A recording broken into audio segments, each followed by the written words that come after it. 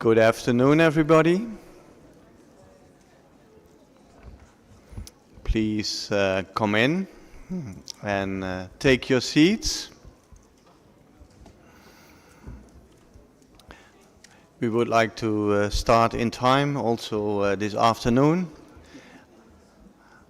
after we had lunch, and also a contact group. And our aim is really to go further on the agenda.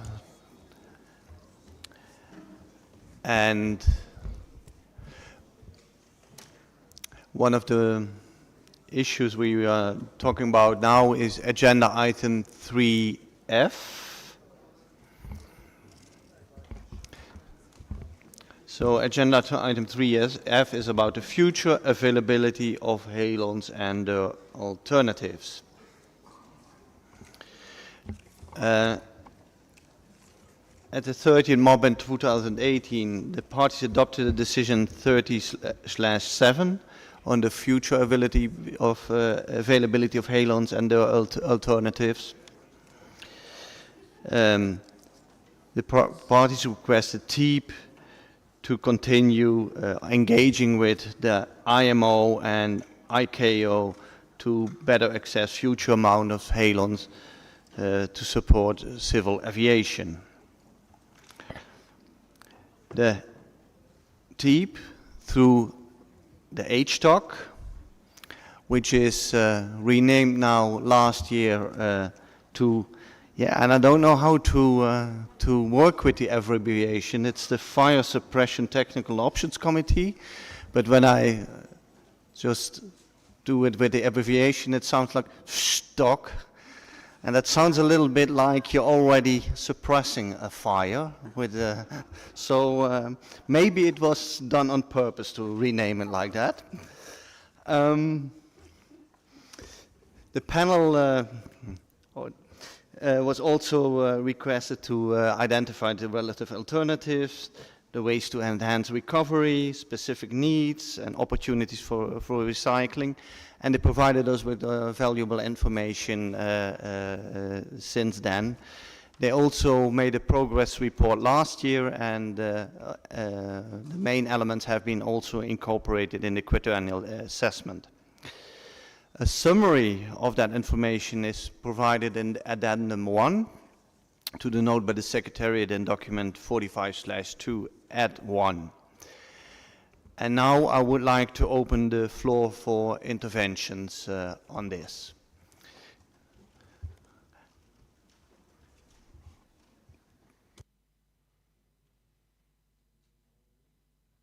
Please, are there interventions on this item on halons and the alternatives?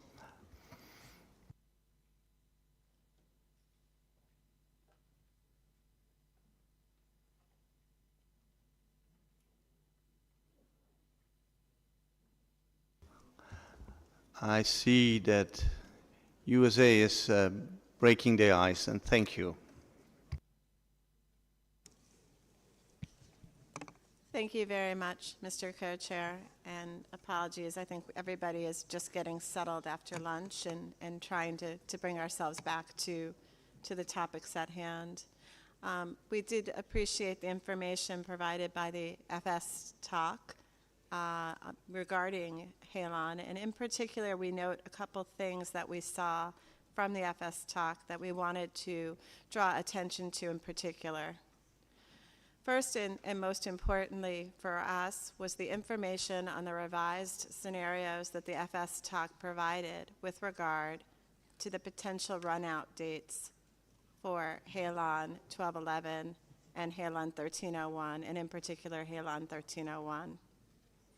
We note that over the past several years, the FS talk and its prior H talk have provided the parties with information suggesting a range of years by which recovered, recycled, reusable halon would no longer be available. And in particular, in the scenario that was provided for this meeting, in the progress report and the quadrennial assessment report, the FS talk indicated between 2030 and 2049, we may not see available halon. The concern that we have right now is that there seems to be a lack of alternatives for halon for certain high-value applications, including for civil aviation. And in particular, our concern is if this trend continues, and we heard yesterday from the co-chair of the FS talk, that it takes a long time to come up with alternatives for halon, and that they did not see an alternative, viable alternative coming forward for all applications in the near future. So we remain concerned about this. There's been a number of decisions that have been taken over the past several years by the parties, decisions that aim at making sure halon is recovered from shipbreaking, decisions concerning best practices, and the movement of used halons. So at this point, we are considering whether or not it would be appropriate to perhaps pursue another decision on this topic. We'd like to have conversations throughout this meeting, perhaps in the margins, to further assess whether or not a decision would be appropriate or not. We're also concerned with information we heard yesterday from the co-chairs with regards to the destruction of usable halon. And in particular, we'd like to have conversations as well with parties.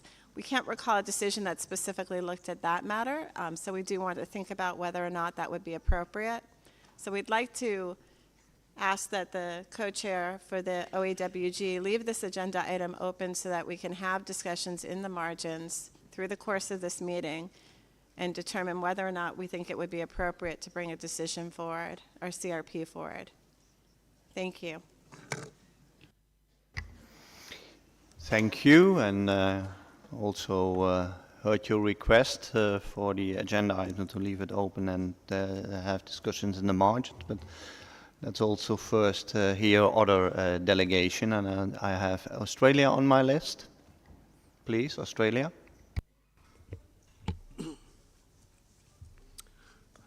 Thank you, Mr. Co-Chair.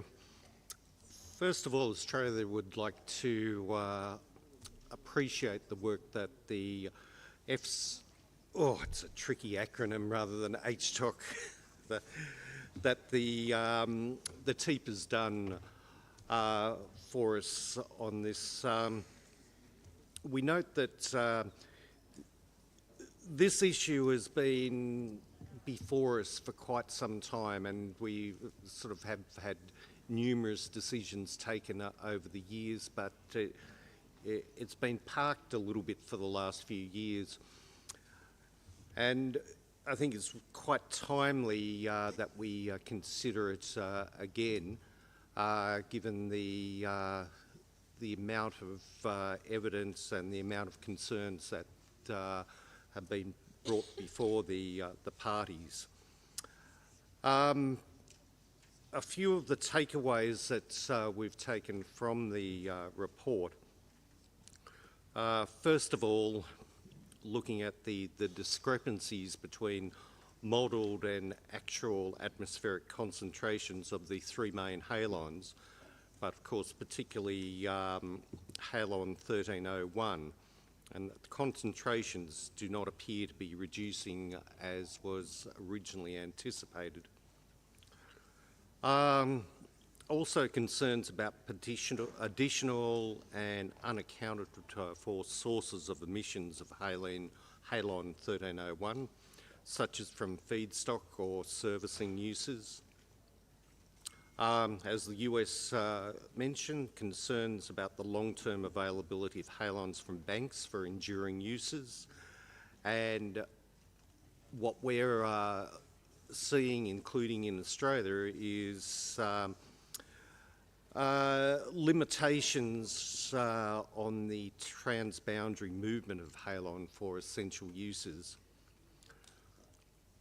Also noting that the phase down of HFCs under the Kigali Amendment is already having an effect on the production of high global warming potential HFCs used for fire suppression purposes, and the intention of the manufacturers, or at least one manufacturer, to cease production of these HFCs. The classification of some halon and HFCs alternatives in the fire protection sector as PFAS may also have an impact on the work we are doing here.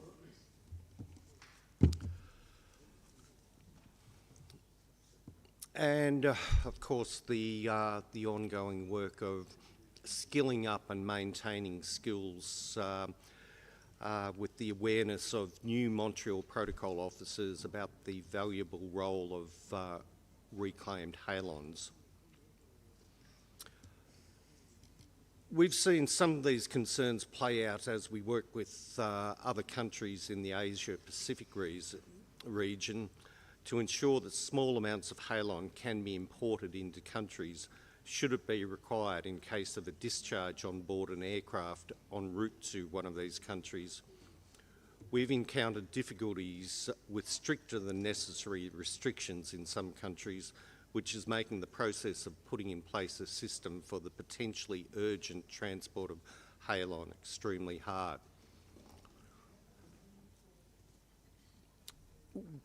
We'd certainly appreciate the opportunity to work with other countries and talk through this issue a little bit more, whether it be formally or informally. I would note the suggestion from the United States, so we would be very happy to work with the US and other countries and see where we may take this issue, but we do believe that there are now some very important halon-related issues that we need to consider and develop potential ways forward. Thank you, Mr. Co-Chair. Thank you, Australia, and also you have the same request as the US did. And now I understand it's better to talk about FS talk. So yeah, that sounds logical to me as well. European Union.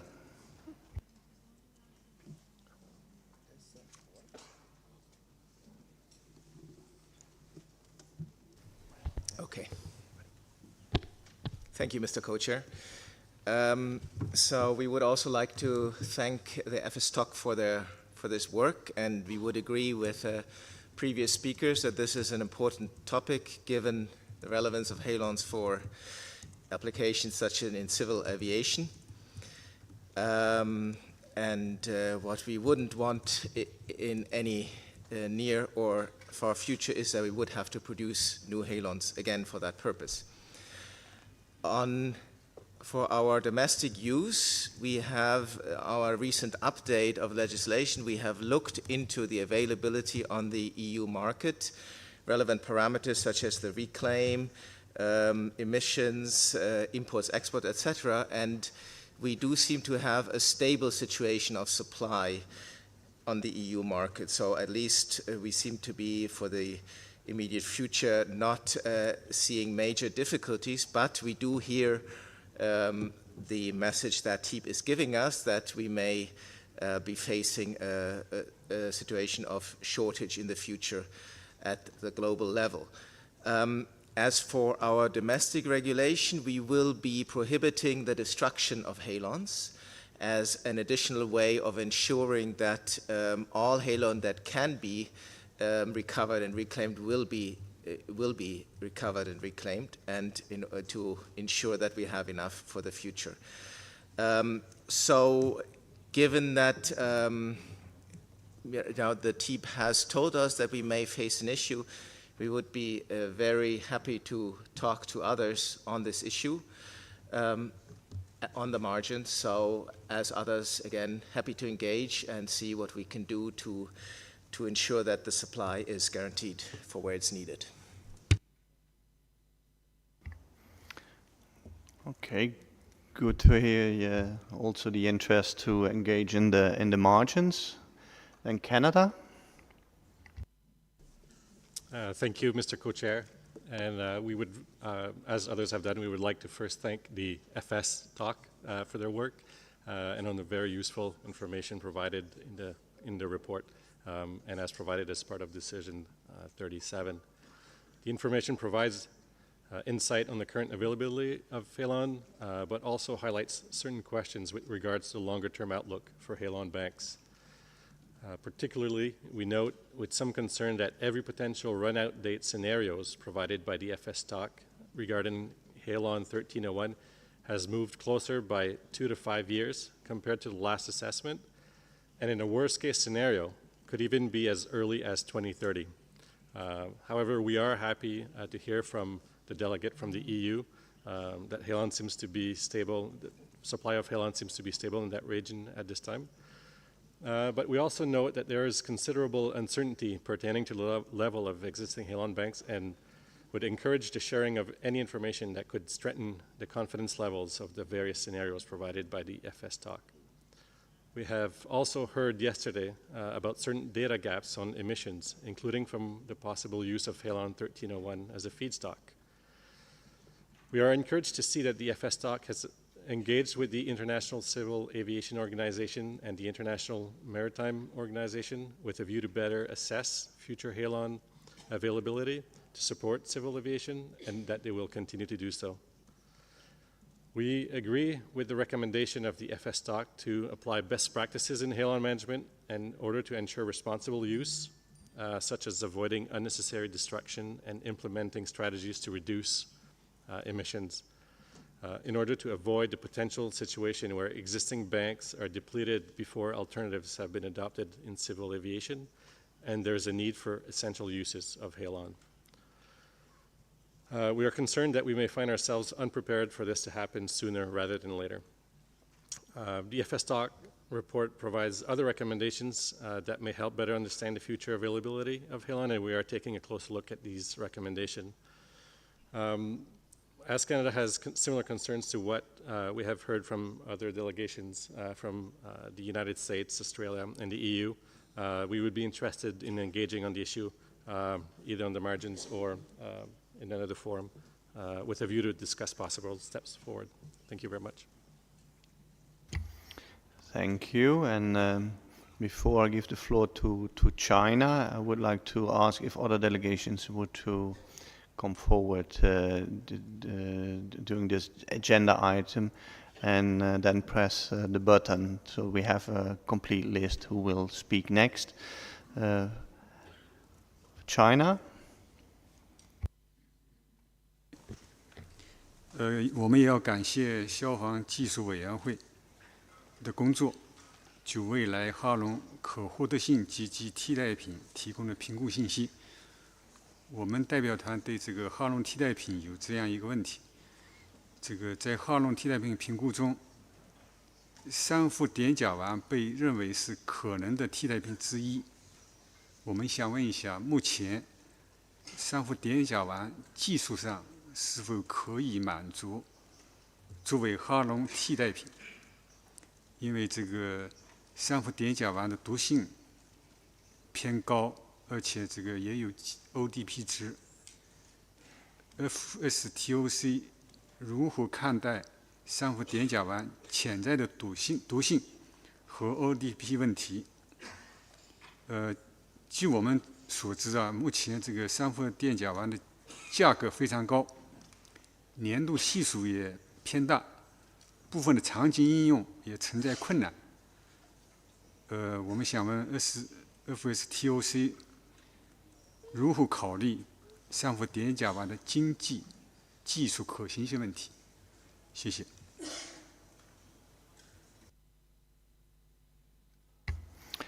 Thank you, China. Let's say I asked if other delegations would like to take the floor. I only have now Burundi, and then I would like to close the list and go to the FS Talk to reply. So first, Burundi. Merci beaucoup. Je suis intéressée par le sujet, par le fait que ma préoccupation c'est qu'on peut voir si à travers l'OACI, tous les pays sont concernés et nous sommes préoccupés par le fait qu'il y ait un suivi pour que nos pays ne soient pas impactés par les coûts de transport et l'impact du niveau du développement de nos pays. Donc, nous n'avons pas vraiment beaucoup d'avions, mais ça peut impacter nos économies car les coûts de substitution peuvent être chers et impactés. Mais aussi, où est-ce qu'on va mettre les produits changés, Donc, notre préoccupation, c'est le coût de transport et l'impact sur nos économies. Merci.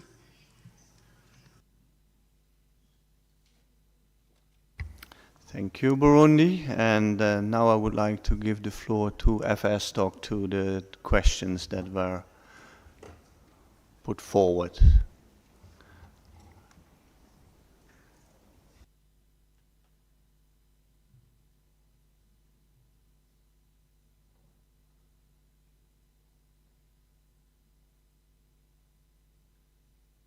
I see there's some consultation going on, so let us know when you're ready to answer.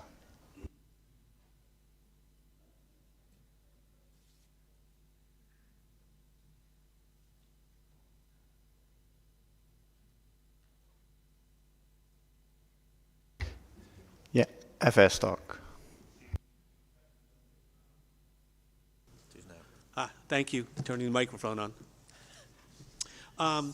So CF3I has been looked at by civil aviation as an alternative, potential alternative, for probably 20 plus years now. It is currently being considered only as a potential replacement in the engines and auxiliary power units, which is the smaller of the two remaining Halon 1301 applications that need to find alternatives. We are following the issue carefully of the ozone depletion potential issues related to CF3I, in particular as it relates to refrigeration with direct implications to potentially to fire suppression. We also note that if it is released at aircraft altitudes, its ODP has been even higher. At this point, the civil aviation community is still evaluating it and has not made any direct decisions, does not have any systems to evaluate, but they are continuing to look at this potential development and monitor the environmental issues as it relates to CF3I. Yeah. Thank you.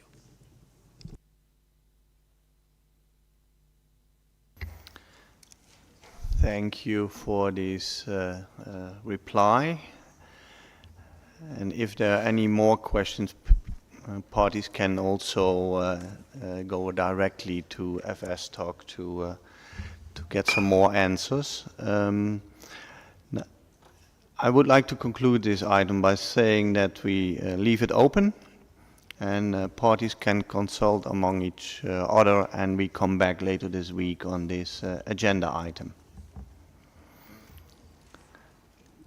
Then we would like to go to any other issues of 3G. And 5 issues have been brought forward. Emissions of HFC 23,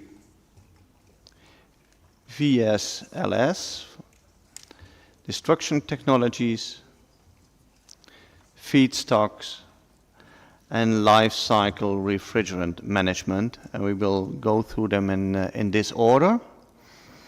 And co-chair and I will divide among each other who is taking up which item.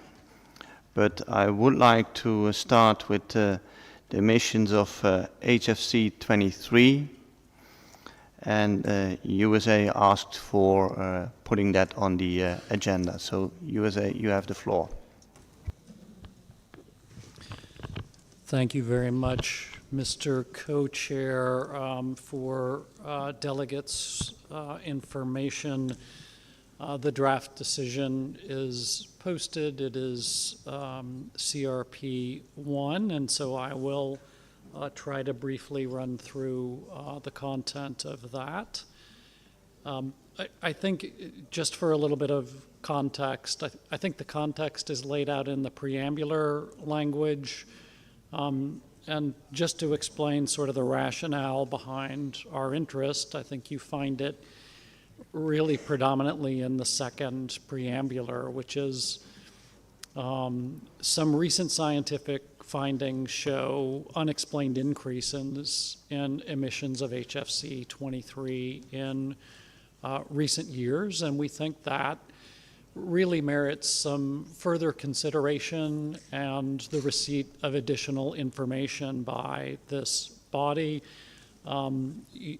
As we all well know, the Quad Assessment Report, as noted in the following preambular, included significant information on HFC 23 emissions, and in addition, we have some additional information that'll come to the meeting of the parties later this year from the TEEP.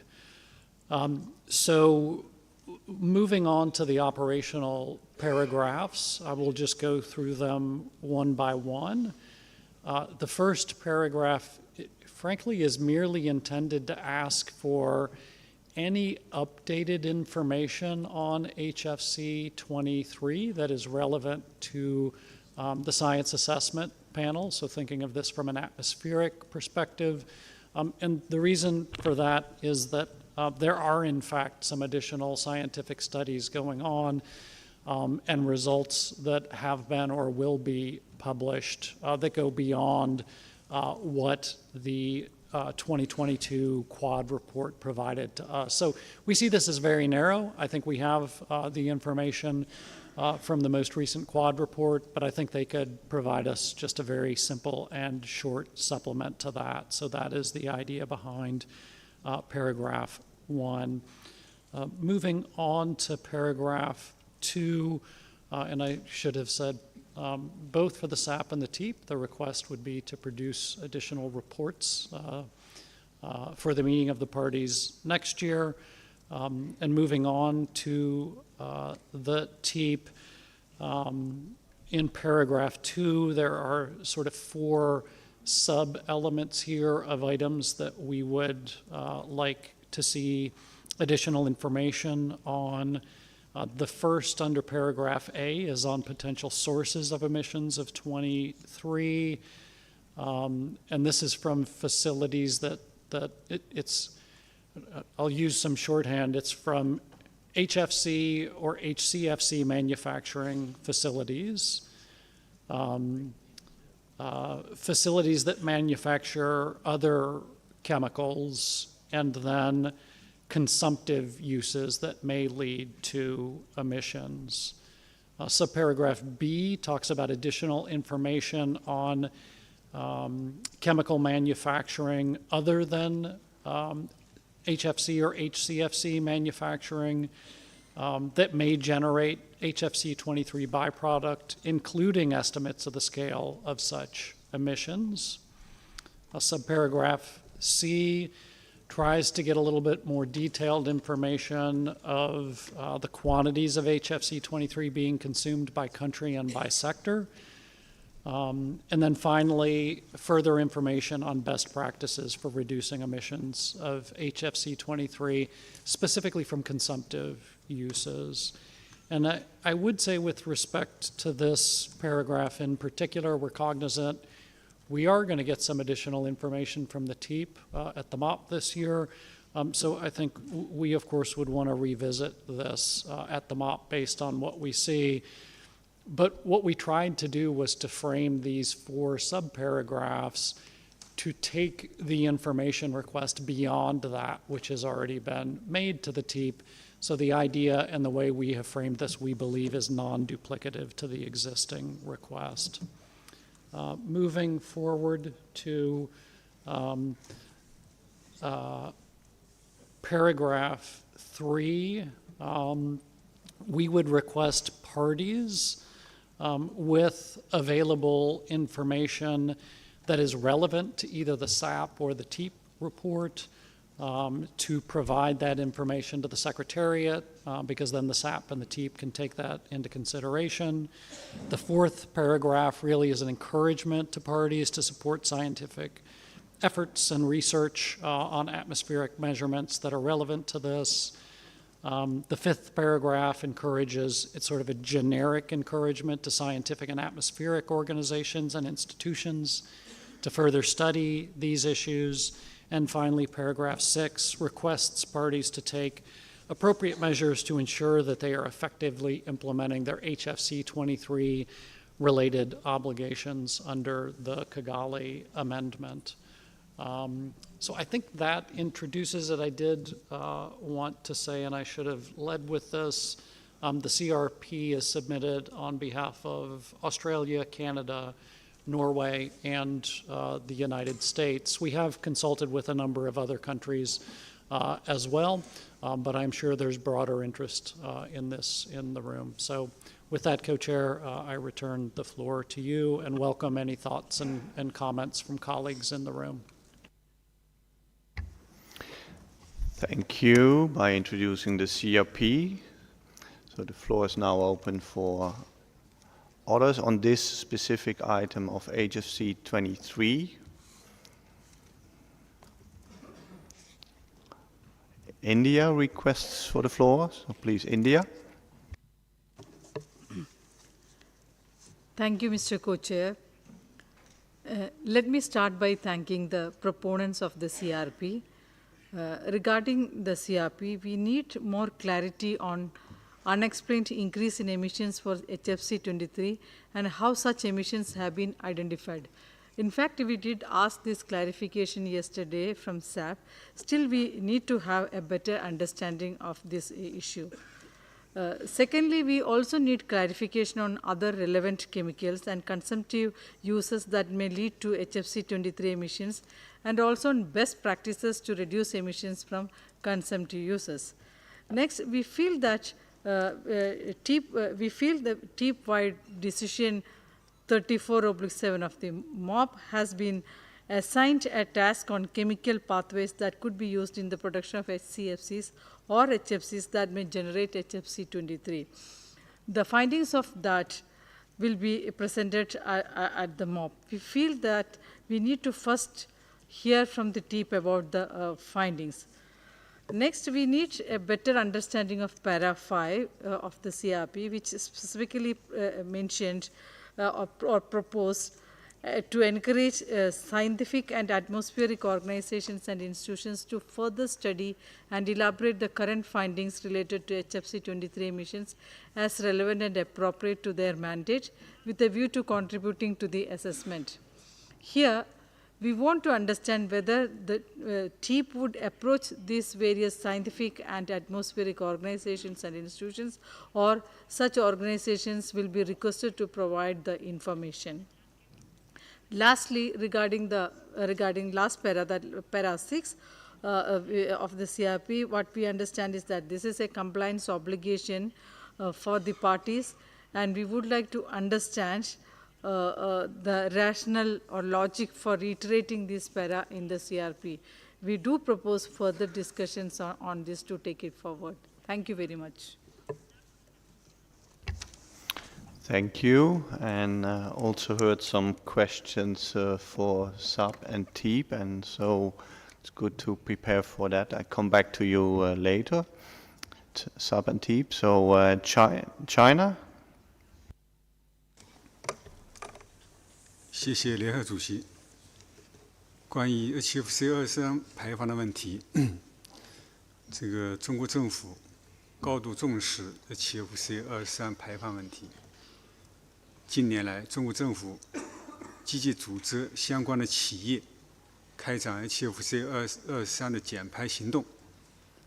从这个2021年6月加入基加利修正案以来，发布实施了相关的政策法规，组织了相关研究，并且进一步完善了这个 HFC 223的排放核算方法，加强 HFC 223的控排工作，认真落实基加利修正案对 HFC 223的管控要求。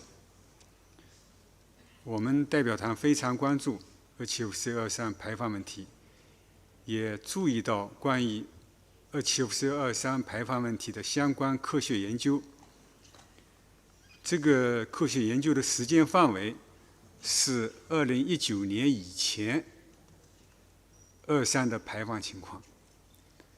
当时的排放情况还没有基加利修正案，所以是还不属于基加利修正案的管控义务。基加利修正案生效以后，HFC 223管控要求对缔约方来说是新的工作领域。在这个方面，特别是这个相关的排放源和环节控制措施等，我们都需要有更全面的信息，加强我们对这个问题的理解和这方面的认知。我们也认真研究了美国同事提供的这个 HFC 223的会议室文件。对于会议室文件的内容，我们有一些关切和一些问题。我们代表团愿意就这个文件相关内容与提案国在基础小组中进一步交流讨论。谢谢。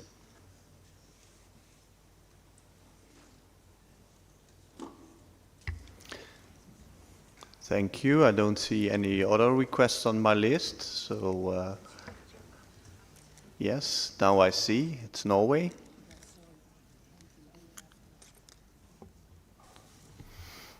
Thank you, Mr. Co-Chair. As we heard yesterday, the SAP reported on the levels of HFC 23 in the atmosphere, which has increased since the previous quadrennial report. HFC 23 is a byproduct from production of HCFC 22, and higher emissions of HFC 23 are certainly due to the higher production volumes of HCFC 22. In addition, the TEEP informed us on other possible ways where HFC 23 emissions could occur. Without prejudice to the information that the TEEP will provide us at the MOP later this year, we think that the information from SAP and TEEP in the quadrennial reports is sufficiently alarming for us to start further discussions on this issue at this meeting. And for this purpose, we think it could be very useful to ask the SAP and the TEEP to provide the parties with additional and more quantitative information regarding these emissions and their sources. We also think it would be useful to encourage parties to support scientific efforts, including atmospheric monitoring. We also received useful information on the best practices, and we think it would be appropriate to ask the parties to take appropriate measures to ensure that they are effectively implementing their HFC 23 obligations. So we would support continuing these discussions in a contact group. Thank you. Thank you, Norway, and I see European Union on my list. Thank you, Mr. Co-Chair. And as previous speakers said, we seem to have an issue here that was highlighted by the assessment report. So we read some of those unexplained emissions and sources with some concern. So we think that this CRP has some interesting ideas, and we would like to discuss those. We might have some ideas of our own to contribute, so we would very much like to exchange in a contact group with the proponents and other interested parties. Thank you. Thank you.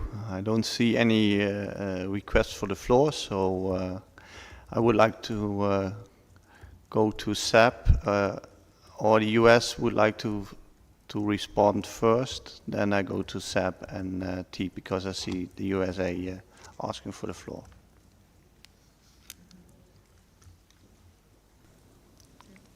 Actually, co-chair, perhaps go to the SAP first and then to me, if you don't mind. Thank you.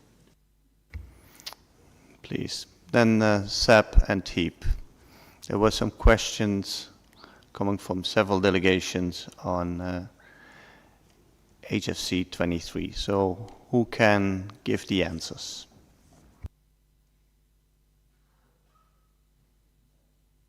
SAP, please. You have the floor. Thank you, Mr. Co-Chair. We did report on HFC 23 in our assessment. There will be a side event on HFC 23 tomorrow at 1 o'clock, lunchtime, in which there'll be some current scientific results presented by my colleague, Dr. Stephen Monska.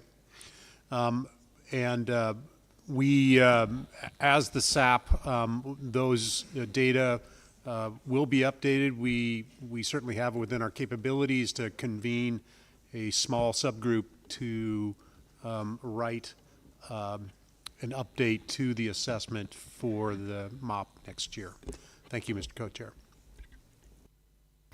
Thank you for this information and also for the side event that will take place tomorrow on this issue. Then TEEP. Thank you, Co-Chair. There was a question from India asking about, hang on, I have to get the right paragraph in the draft decision, excuse me, in the CRP in relation to para 2, subpara B, asking about any additional information on chemical manufacturing other than HCFCs and HFCs that may generate HFC 23 byproduct emissions, and that information was included in the report when we outlined HFC 23 emissions from the manufacture of tetrafluoroethylene and hexafluoropropene from HCFC 22 feedstock. So that would be the process that we might be able to provide some more information on. Having said that, Norway asked the question or made the statement that they would like more quantitative information from both the TEEP and the SAP, and I'll speak to the TEEP. If we are to provide more quantitative information, we might need more quantitative information from parties, and we would welcome that information. We will be providing our report in response to 34.7 in September this year, which will have more information, and you might see at that stage perhaps where there might be gaps in the information that we have. Thank you. Thank you. Then I would like to give the floor to the USA. Thank you very much, Co-Chair, and thanks for several interventions, asking questions or adding to, I think, the dialogue on this issue. I think, as several have suggested, the best path forward, I think, is to move into a small group. But before doing so, I did just want to quickly reflect on a few of the issues that were raised. First, thanks very much to our colleagues from India for your questions. I think the first one sort of related to, kind of the question of this framing on the increase in emissions. I think that was probably partially answered by one of the SAP co-chairs, but just to say, I think Norway also referred to this, but I think the Quad report itself, I think, lays out the basis for part of this concern. There's also a scientific paper from 2020 that looks at some of the global atmospheric trends on HFC 23 emissions and increases in recent years. Now that the information is a little bit dated in that study, but that's the rationale for why we had sort of framed this as in the context of a concern about those increases in emissions. And I don't think that's prejudicial at all to the question of, like, we understand the obligations under the Kigali Amendment and the timing of their entry into force. So it's simply meant to be a factual statement rather than any sort of indication that goes beyond that. India had also asked a couple of questions about the references in paragraph 2 to the manufacture of other chemicals. And the reason we're picking up on that is that, you know, the obligations under the Kigali Amendment relate specifically to byproduct control from the manufacture of Annex C Group 1 and Annex F substances, so HCFCs and HFCs. But there are other chemical manufacturing processes that also produce this as a byproduct. And in the MC-Talk report, they specifically listed TFE and HFP. So those were probably, from our perspective, the reason we put this forward, I think, was related to those. But to be clear, the mandate here would not specifically be limited to those. So it would be inclusive of those. But listen, if there's some other processes that are relevant, we're quite open to learning more about those. And I think on consumptive uses in particular, I think the idea is just to get a little bit more data and information beyond sort of standard Article 7 reporting, so that we have and understand. So this is a complex issue, right? We have HFC 23 entering the atmosphere from byproduct emissions, but we're also using HFC 23 in a number of applications. And so as we try to sort of put this scientific picture together to understand what's going on, I think there's several pieces to this. And so the idea is really just to provide us, I think, a more comprehensive picture of what is going on, to be clear, in the information space. So that's really what paragraphs 1 and 2 are trying to do.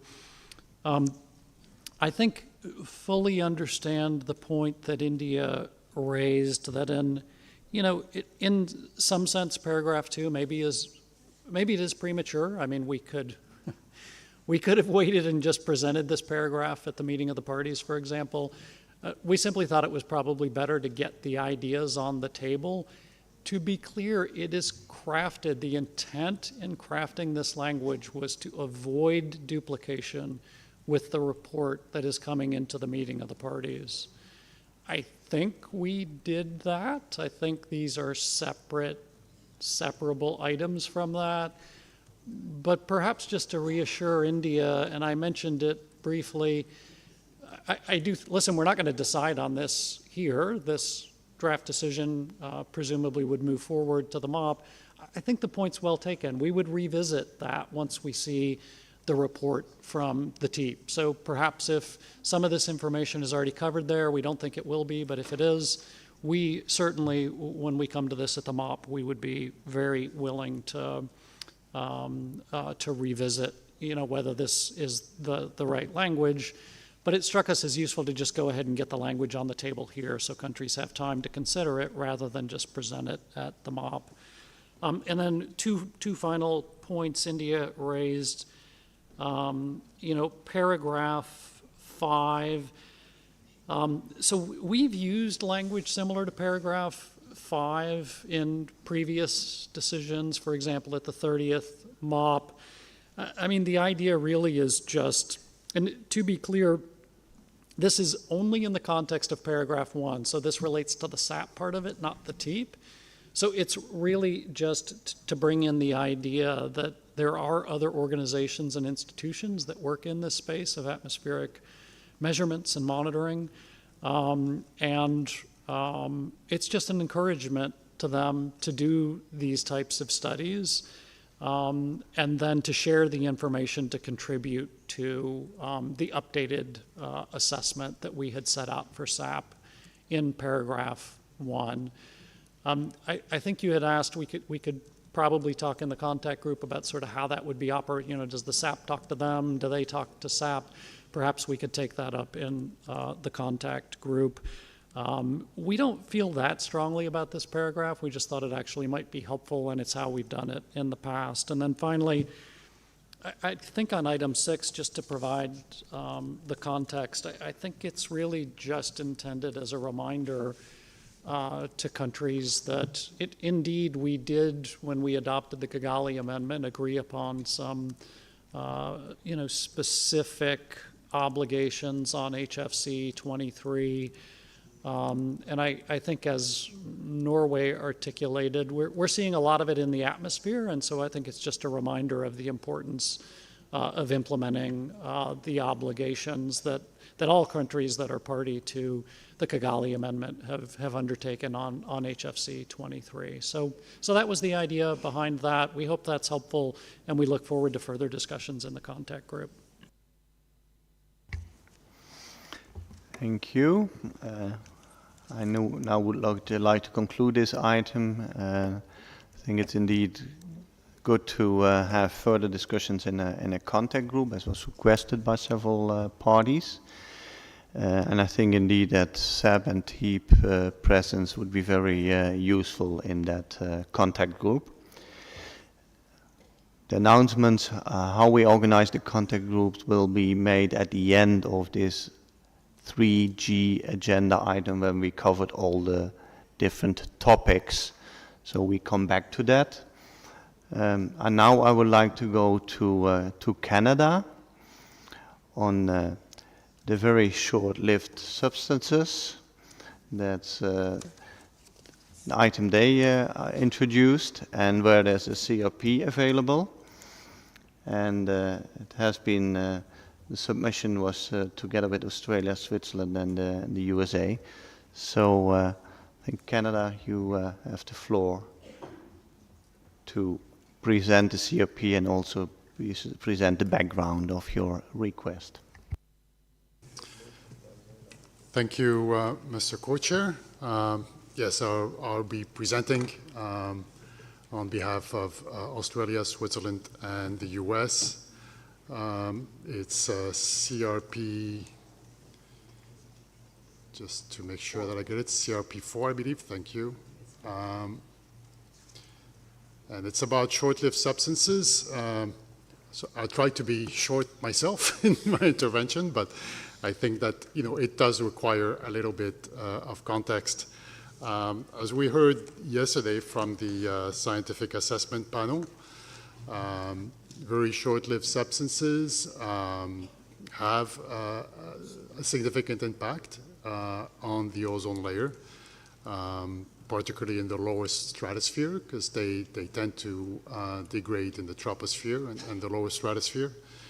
And it's interesting to note that the lower stratosphere is the area of the stratospheric ozone that has not shown any signs of recovery as compared to the mid-latitudes and the poles.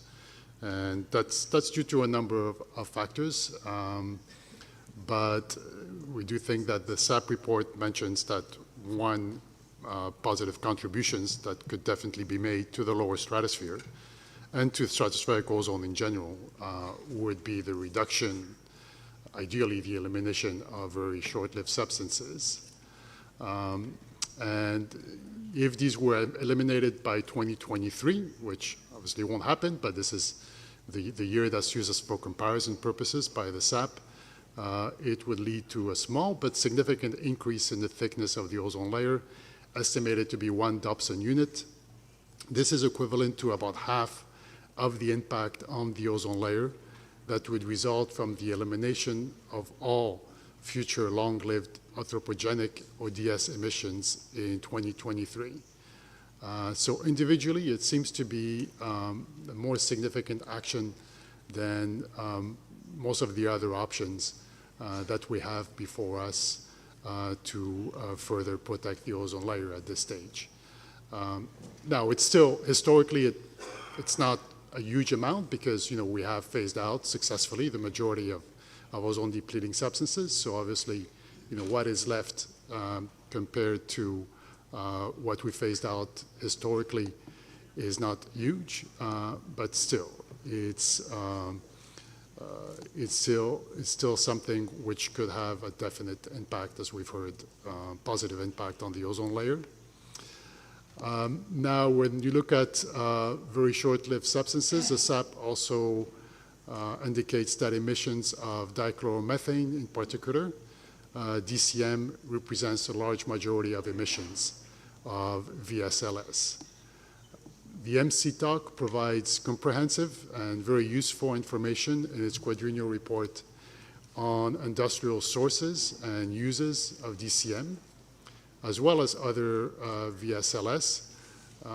So the report also deals with chloroform, DCE, PCE, and for the first time, at least that we're aware of, it provides, it quotes a recent study that has estimated a range of ozone-depleting potential for these substances.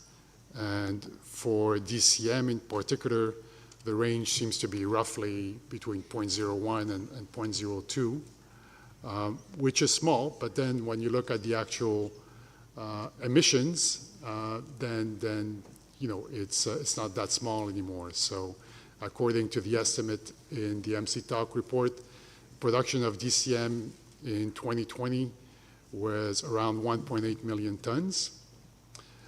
From those 1.8 million tons, about 1.45 million were for emissive uses. So emissive uses of DCM are higher than feedstock uses. And this is mostly what we're concerned with this proposal. It's not aimed at feedstock uses, although it could be, but our main concern is about emissive uses because these are mostly the one that result in emissions and attack the ozone layer, and they've been growing at a rate of about 10% or more per year. Even though the rate of increase may have slowed down very slightly since the last quadrennial assessment, it's still a very high growth rate. Now, Canada is aware that due to DCM's toxicity, a number of jurisdictions and industries have taken measures to restrict or otherwise reduce the use of DCM, and that in some countries, these have reduced quite considerably in the past 20 years. Now, this shows that there are alternatives to this substance, and it may suggest that DCM emissions could be managed outside of the purview of the Montreal Protocol, as long as its toxicological profile is recognized by countries, by governments, and some action is taken in that regard. However, it does not, in our view, mean that parties to the Montreal Protocol should not be paying more attention to this issue. In terms of its impact on the ozone layer, DCM is a substance that we've been keeping a watching brief for some time.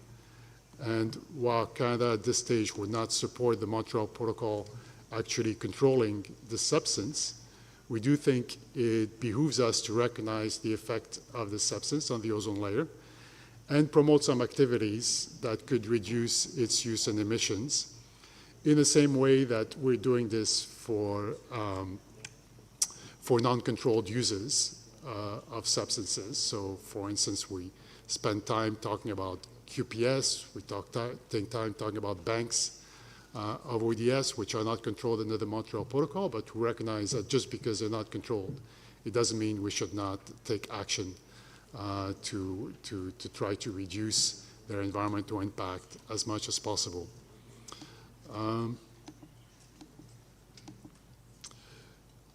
So having said this, I'll just jump directly now to CRP4.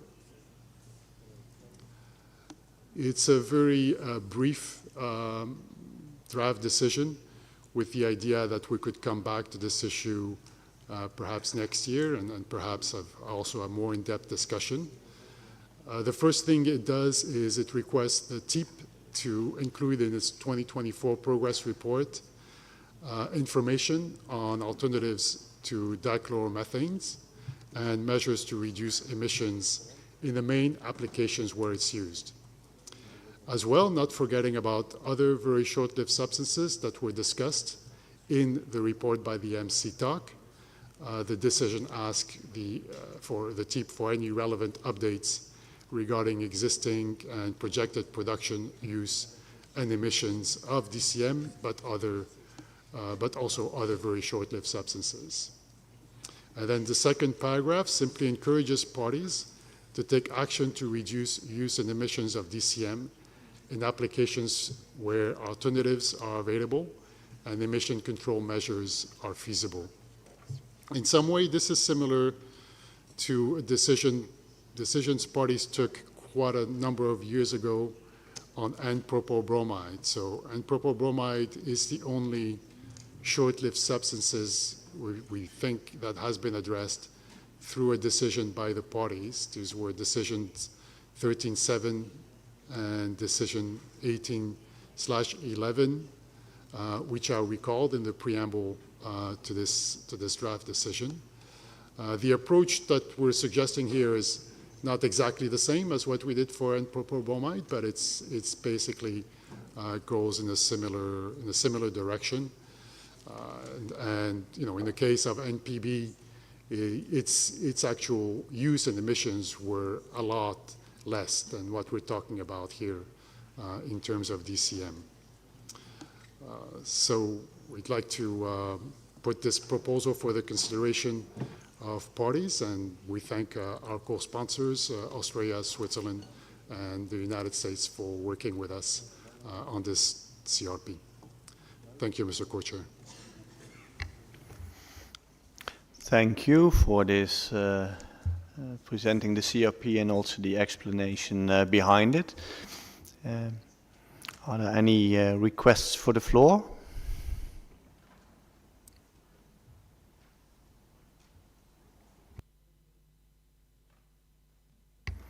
I see India. India, please, you have the floor. Thanks, Mr. Co-Chair. We thank the proponents for the CRP on short-lived substances. Mr. Co-Chair, we are still going through the different elements of the CRP, and we will come back with our detailed comments on this CRP. Thank you very much.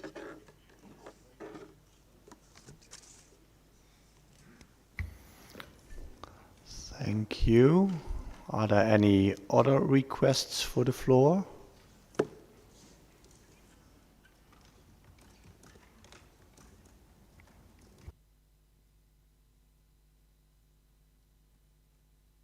European Union. Yes, thank you, Mr. Co-Chair, and we thank the proponents of the CRP putting this forward and the very comprehensive explanations on the rationale for this. And we have also read attentively the assessment reports and the issue of dichloromethane. That's been a bit on the radar of the assessment panels for a while. So we would certainly be interested to speak on this topic. Again, we may have some of our own ideas. We may also want to collect some information from parties on any actions that are being taken in order to help this discussion. So we would like to discuss this in some sort of forum, possibly a contact group at this meeting. Thank you, European Union. Other requests for the floor?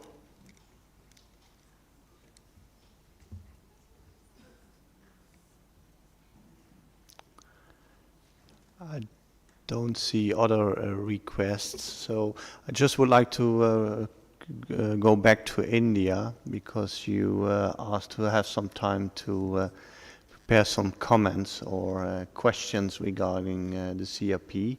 What time would you be ready? Would it be if we went through the other items of 3G and come back to this, or do you need more time?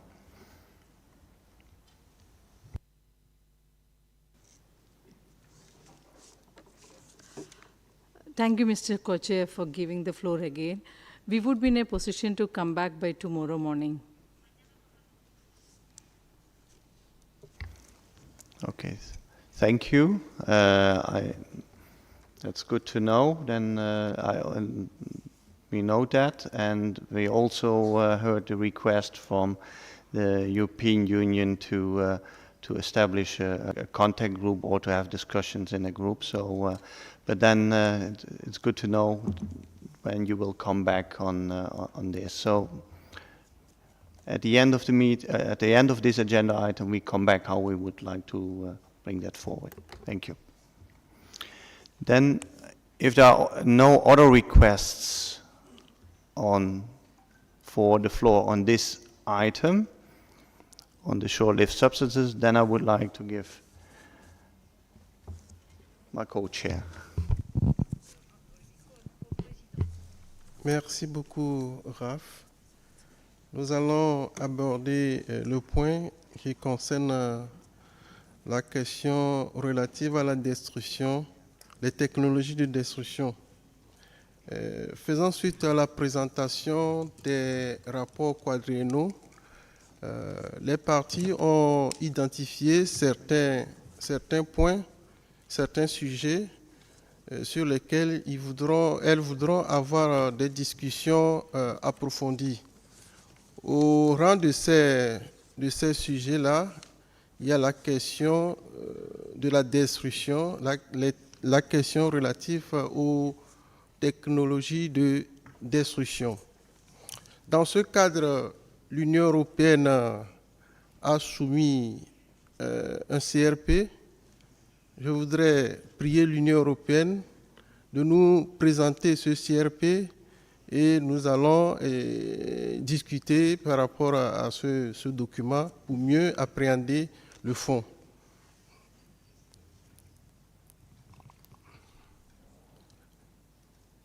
L'Union européenne, s'il vous plaît.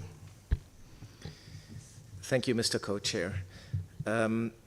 We have read attentively the recommendations of the TIAP on this matter, and this is what we are trying to take up in this very short and straightforward, we believe, CRP. It is at least partially motivated by our domestic legislation, where we tie ourselves closely to destruction technologies that are approved here. So we have an interest to keep the list of technologies that are approved for destruction as updated as possible, in line with any new information that comes along. So this is behind this request. And so we noted that the TIAP recommends to add one destruction technology, namely cement kilns, to destroy diluted sources of Annex F Group 1 substances, so essentially the HFCs. So our CRP would propose to add this as an approved destruction technology. Secondly, the TIAP tells us there is room for consolidating the list, namely that one technology, portable plasma arc technology, could be grouped under the other existing listed technology, nitrogen plasma arc destruction. Sorry for that. Destruction technology. So we would just take up the recommendation again by removing portable plasma arc technology, knowing that it does not make a difference because any portable plasma arc technology would be listed under the nitrogen plasma arc destruction technology. It just makes our list shorter, more readable, but it doesn't change anything in the number of technologies or the type of technologies that are approved.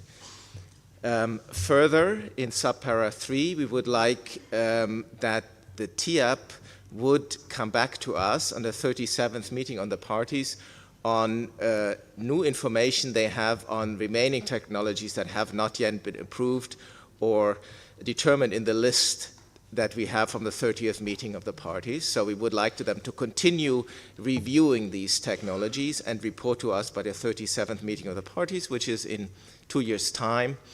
And if they do have more information by next year, we would actually like them to come back next year already to us at the open-ended working group. Because, as I said, we have an interest to have this list as updated as possible for the purposes of our domestic legislation. And as a last point in the CRP, we would invite parties to submit to the Secretariat any information that may be relevant to these destruction technologies in order to be able, the TEEP, to take these into account when they assess technologies. Thank you very much. Oh, sorry. We would be, we would be interested in speaking with other parties at this meeting in the margins, and yes, we would to see you know, how we can make progress on this issue, and that would be our interest, and we will be interested to hear from other parties if that is an acceptable way forward.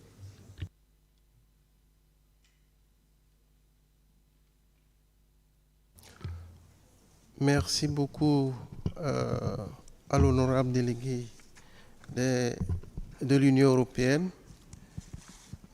L'Union européenne, en fait, a un document qui comporte principalement 3 parties. Dans la première partie, il y a une proposition qui concerne le réaménagement des technologies existantes. Dans la deuxième partie, l'Union européenne voudrait avoir des informations sur les technologies élaborées qui sont disponibles, et en troisième lieu, pouvoir faire l'état des lieux des technologies existantes au secrétariat.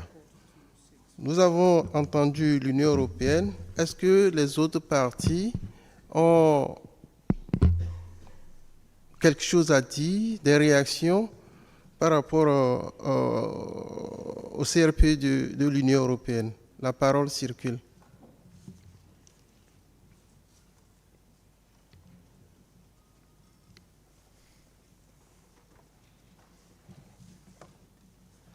Je vois le Canada et l'Inde. Canada, je vous en prie. Thank you, Mr. Co-Chair. First, we would like to thank the European Union for preparing this CRP on destruction technologies. And we support the proposed actions, as this delegation believes that it is important to identify suitable technologies that can be used for the destruction of waste, ozone-depleting substances, and HFCs. Maybe one question. So we note that the rationale provided by the MC Talk for adding cement kilns to the list of approved technologies for diluted sources is that the technology has been demonstrated to meet the DRE criteria, or 99.99% destruction rate, for concentrated streams, and therefore that it should qualify for diluted streams, which requires a lower 95% destruction rate efficiency. Given that this criteria could also be applicable to other destruction technologies on the list, we would expect the MC Talk, in preparation of their next review and report, as requested by Para 3 of the draft decision, that they would consider whether other technologies could similarly be approved for diluted sources. So maybe if the MC Talk could confirm to us that this is the case, we would be able to support the decision as was submitted by the European Union. But if there's ongoing discussions in the margins, we'd also be interested in participating in those. Thank you very much, Mr. Co-Chair. Merci beaucoup à l'honorable délégué du Canada. L'Inde, vous avez la parole, s'il vous plaît. Thank you, Mr. Co-Chair, and we thank EU for the CRP. The focus areas or the issues which are there in the CRP are indeed the topics or the areas which are of great interest to us also.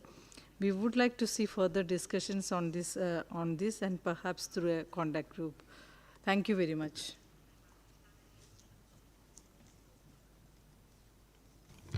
Merci beaucoup, Alain. Est-ce qu'il y a d'autres parties qui voudraient prendre la parole? Il y a d'autres réactions? Ah, je vois le Cameroun.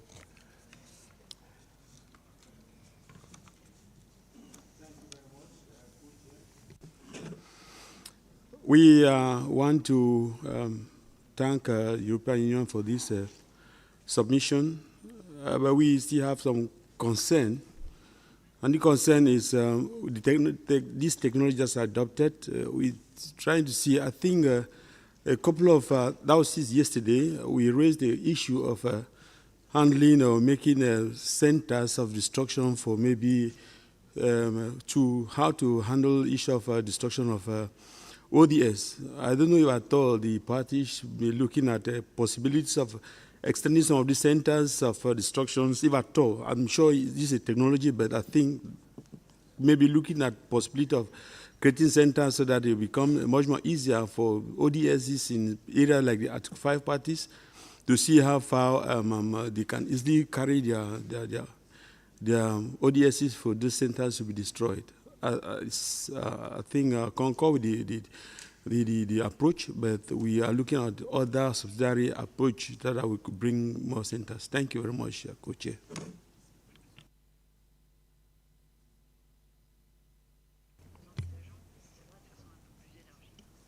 Merci beaucoup au Cameroun.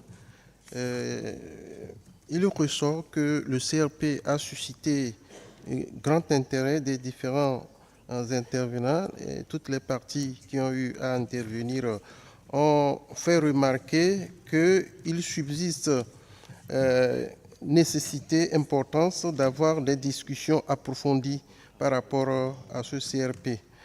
Je ne sais, oui, il y a les États-Unis qui demandent la parole. Les États-Unis, s'il vous plaît, je vous en prie.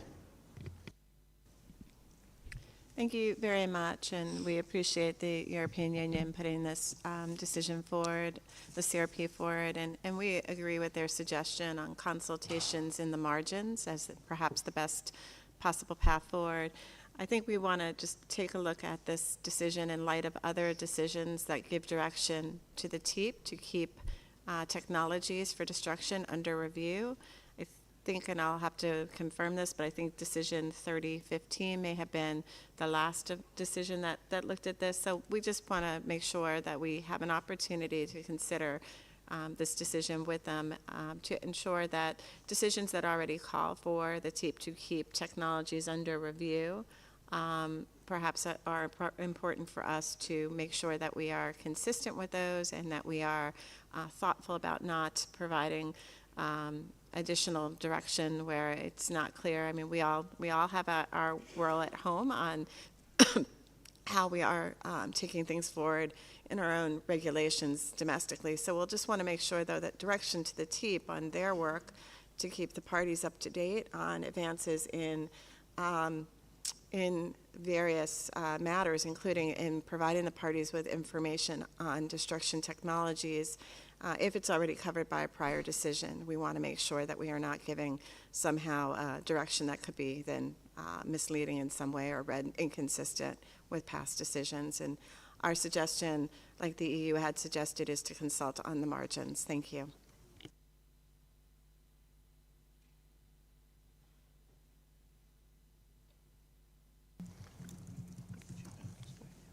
Merci à l'honorable délégué des États-Unis. Il y a d'autres parties qui demandent la parole. Il y a l'Égypte, il y a l'Australie.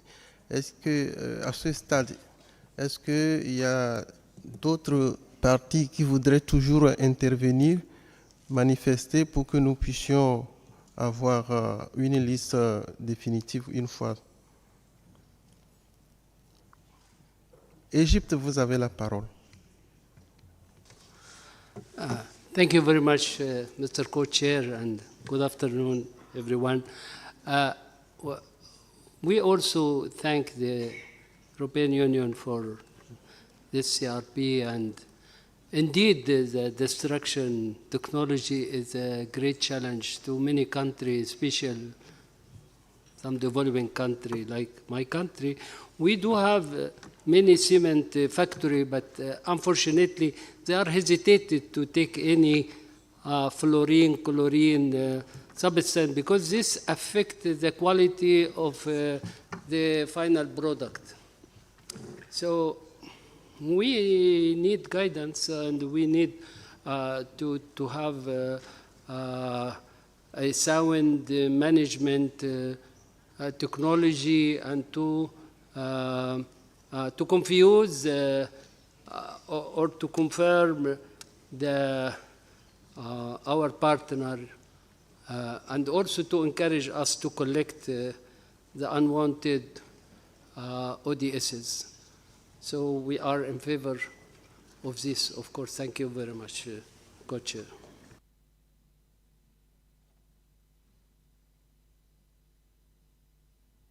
Merci beaucoup à l'Égypte. Il y a deux intervenants qui restent sur la liste. Il y a l'Australie et le Sénégal. Je vais clôturer la liste à ce niveau. L'Australie et après le Sénégal. Est-ce qu'à ce stade, il y a des partis qui souhaiteraient toujours intervenir? Donc manifestez-vous. Voilà, il y a le Pakistan. D'accord. Merci. Australie, vous avez la parole, s'il vous plaît. Thank you very much, Co-Chair, and good afternoon to everyone. We would like to thank the EU for picking up this recommendation from the TEEP. We saw this recommendation come forward in their assessment report, and we are glad to see it being acted upon and thank the EU for their attention to this issue. I think, like others, we generally agree with the thrust of the CRP, and certainly the first couple of operative paragraphs we would agree with, as they're entirely consistent with the recommendations from the TEEP. In relation to operative paragraph 3, which is about further assessment of destruction technologies, I think we hear the concerns expressed by the USA, and I think we would like to echo those concerns in terms of making sure that we are not giving duplicative or inconsistent guidance to the TEEP on this issue. So we think that probably this issue can be resolved with a margins discussion, and we would like to proceed in that way. Thank you, Co-Chair.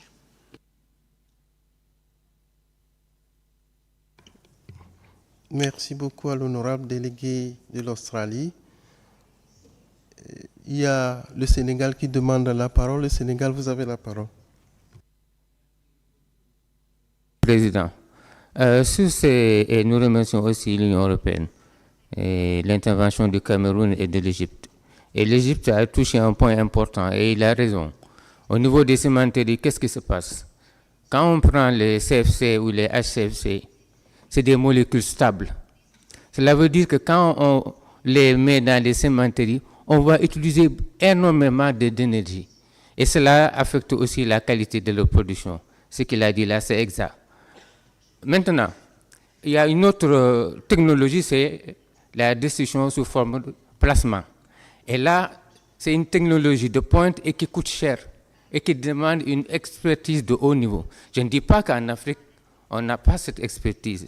Mais ce que nous avons besoin, parce que depuis qu'on parle des CFC, HCFC, ça fait plus de 10 ans, 15 ans, mais maintenant avec Kigali, l'amendement de Kigali, il va falloir encore aller vite parce que les stocks de CFC, plus les stocks de HCFC, qui seront beaucoup plus importants, à cela on ajoute les HCFC, mais nos pays vont être débordés. Et que faire de cela? Cela veut dire que maintenant, il faut carrément aller vers la création des centres de destruction régionaux.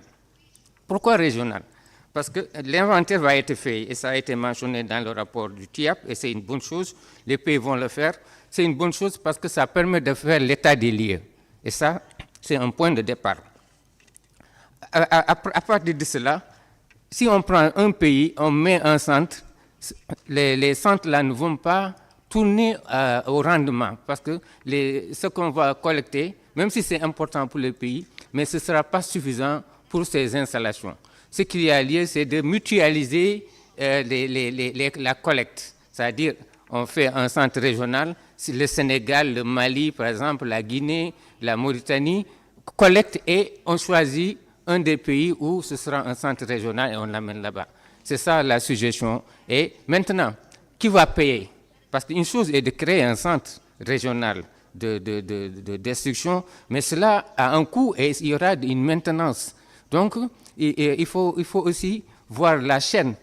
Avoir l'installation, c'est bien, mais la faire fonctionner, il y aura un coût. La maintenance, il y aura le coût de former les experts. Tout cela, c'est un package qui est là et qu'il va falloir faire une réflexion. Je vous remercie. Merci beaucoup à l'honorable délégué du Sénégal. Il y a 3 pays qui sont encore sur la liste. Il y a le Pakistan, le Kenya et le Népal. Après le Népal, la liste est clôturée. Mais avant de donner la parole au Pakistan, je voudrais revenir à l'honorable délégué du Sénégal. Je voudrais comprendre certaines choses. Vous aviez parlé de création de centres de destruction. Et cette création de centres de destruction, vous voulez parler de centres régionaux pour l'Afrique, c'est-à-dire pour les pays A5 uniquement, ou bien pour les pays visés à l'article 5 et pour les pays visés à l'article 2. Et ça nécessite un peu de clarification. Pouvez-vous préciser un peu votre proposition? Aujourd'hui, avec l'élimination des CFC, il y a des stocks. Avec l'élimination des HCFC, il y a des stocks beaucoup plus importants. Avec la réduction des HCFC, c'est d'autres stocks qui vont venir dans nos pays. Maintenant, viendra un moment où, et d'ailleurs ça a été mentionné dans le rapport du TIAP, que d'ici sous peu, les stocks au niveau des pays Arctique 5 vont dépasser les stocks au niveau des pays Arctique 2. Cela veut dire que c'est un sérieux problème qu'il va falloir, dès à présent, prendre cela en charge. Ce que j'ai dit, c'est que les pays, chacun de nos pays a un stock. Mais par exemple, si on prend nous, les pays africains, si on veut créer un centre, si on le met pour un pays, c'est que les stocks seront là, mais ça ne va pas suffire pour faire tourner ces unités de destruction, parce qu'ils ont besoin il y a un niveau de quantité pour lesquels ces machines-là vont pouvoir tourner et avoir un rendement. Et l'idée, c'est d'avoir un centre régional, quelque part, ou régionaux, selon en Afrique, on essaie de voir le nombre ou bien la répartition, mais l'idée est que c'est un pays pour chaque unité de destruction, ce ne sera pas viable. C'est ça que je suis en train de dire. Et ça, vous le demandez aux sociétés, aux compagnies qui viennent ici au Side Events, qui vous disent, on a la technologie, on peut vous aider, mais c'est les quantités. Il faut que les quantités soient suffisantes pour qu'on puisse faire le travail. Et c'est cela qui m'amène à suggérer qu'il y ait des centres régionaux. Par exemple, si c'est en Afrique de l'Ouest, quelque part, les pays qui sont autour, qui partagent cette zone-là, mutualisent leur collecte et envoient ça dans ce centre. C'est ça l'idée. Je ne sais pas si c'est clair ou bien c'est pas clair. C'est toujours pas clair. Merci. Nous allons poursuivre avec la liste. Merci. Après les interventions, nous allons donner notre vision de la question. Mais pour le moment, nous poursuivons avec le Pakistan. Le Pakistan, je vous en prie, s'il vous plaît. Thank you, Co-Chair. We would like to thank EU for the CRP, which merits due consideration. Pakistan supports finalization of destruction technology as we are heading towards the phase-out of HCFCs and expecting end of life of rack equipment in coming years. But it would be more beneficial to have more than one agreed destruction technologies to ensure economic viability. Moreover, cost effectiveness of destruction with cement kilns and plasma arc technology may be assessed in detail first, along with destruction efficacy ratio. Thank you, Co-Chair.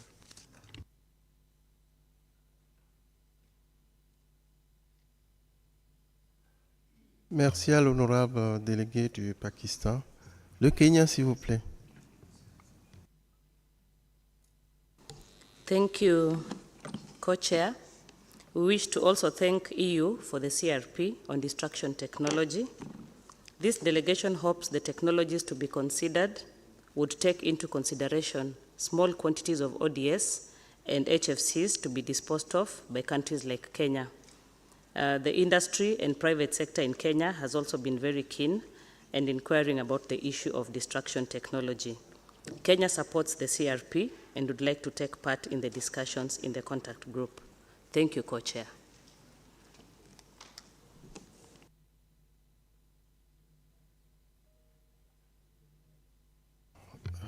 Thank you.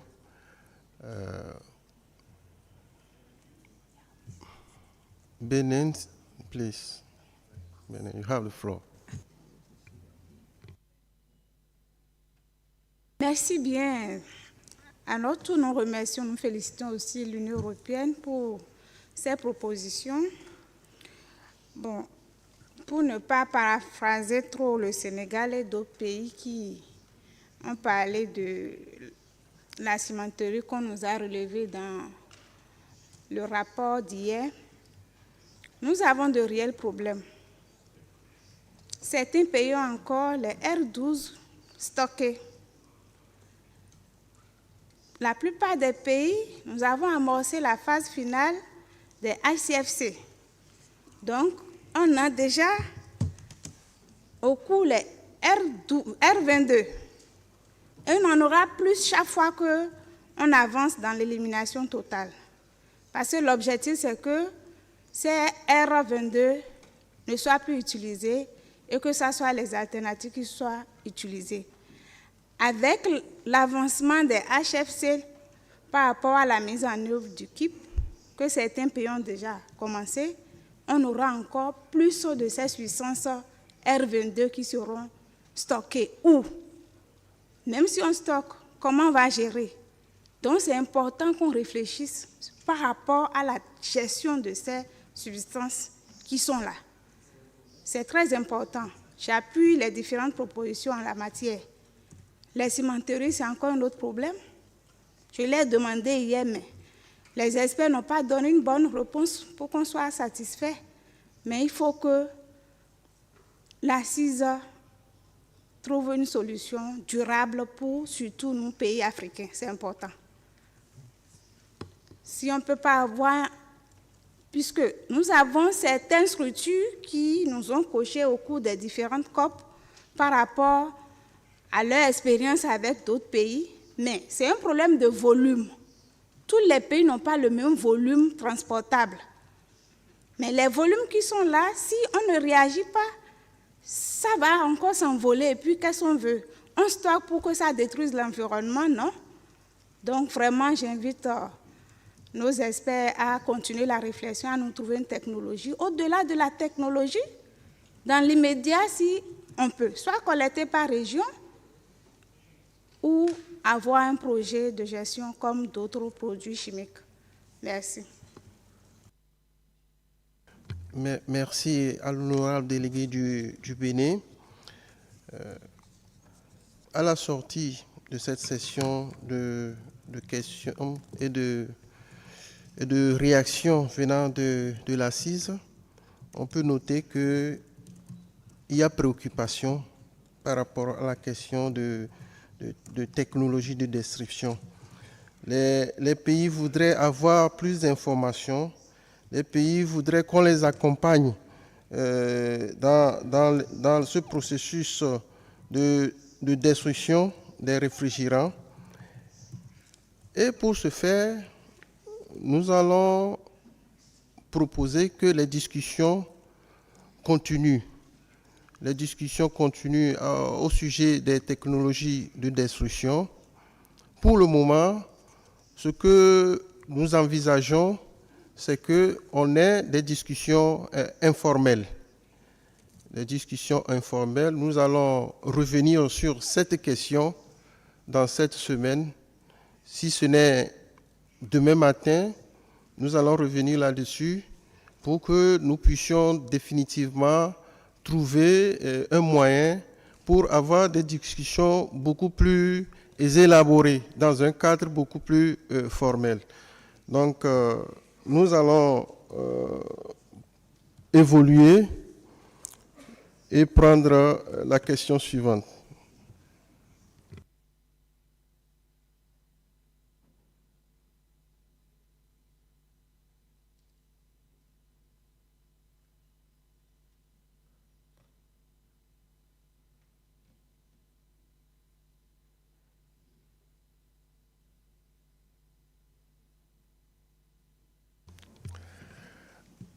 Nous allons à présent aborder la question relative aux substances intermédiaires, substances servant d'intrants dans la production d'autres produits. Nous parlons de feedstock. Je vais me tourner vers l'Australie, qui probablement a des informations intéressantes à mettre à notre disposition. Honorable délégué de l'Australie. Thank you very much, Co-Chair. I am glad that you have predefined it as interesting. Others might not necessarily agree. But thank you for the floor, and thank you for the opportunity to introduce our thoughts on this important issue. We have noticed in the various assessment reports and the presentations that have been provided to us, numerous concerns that actually are threaded together by the increased use of ozone-depleting substances, particularly for feedstock or the production of ODS for feedstock uses. A review of those reports and presentations highlight issues associated with production of controlled chemicals and their use for feedstock. And I'll just run through some brief examples. You know, there is a large increase in the use of controlled substances for feedstocks, particularly HCFC 22 and CTC, but also various CFCs, which present opportunities for increased emissions of these substances to atmosphere if their emissions are not strictly managed. Production of ODS for feedstock uses has increased by 75% over the last 10 years. We note the increased concentration of HFC 23 in the atmosphere, in part as a result of the production of HCFC 22 for feedstock uses. We note the lack of decrease in CTC concentrations in the atmosphere for years, quite likely related to its increased use as a feedstock for HFC, HFOs and other chlorine-containing compounds being produced. We see the global abundances of minor CFC species in the atmosphere are increasing, emissions which are put down in part to leaks of feedstocks or as byproducts of feedstock production. There is an increased use of short-lived substances not controlled by the Montreal Protocol as feedstocks. For example, dichloromethane, which Canada has addressed already at this meeting, which could lead to ozone layer depletion. And we also see that halon 1301 concentrations in the atmosphere are not reducing at the rate expected. And emissions from its increasing use as a feedstock is one explanation for this lack of change. Each of these issues individually is of concern, but collectively they point to a larger systemic issue with feedstocks. The panel reports highlight as one of its three main concerns the rapidly expanding use of ODS and HFCs as feedstocks and their consequent emissions. The SAP suggests that if ODS emissions, feedstock emissions were to be eliminated in future years, the return of effective stratospheric chlorine to 1980 levels could be advanced by 4 years. It also says that better understanding and monitoring of emissions of controlled substances from production, by-production and feedstock use is important, given their contribution to overall global emissions. The use of controlled chemicals as feedstocks has been omitted from calculations of consumption and production on the understanding that emissions from feedstock uses were negligible. I think it becomes clear from the reports that we're seeing from our scientific and technical panels that this is no longer the case. While parties are considering individual chemicals of concern more recently, such as emissions of CTC and HFC-23 and DCM, parties last considered the issue of feedstocks as a whole at the 24th meeting of the parties nearly 10 years ago. And we think it's time for parties to take a fresh look at the issue of feedstocks, informed by science and technical advice, and to rethink our approach. The parties suggest that better understanding and monitoring of emissions of controlled substances from production of feedstock uses, byproduct emissions, emissions of controlled substances as intermediates, and feedstock use is important, and we agree that information is a good place to start our considerations. We are interested in the view of the delegations on this issue, and we would like to hear from them either during this discussion or in the margins with a view to finding a way forward on this issue and in development of a possible CRP. Thank you very much, Co-Chair.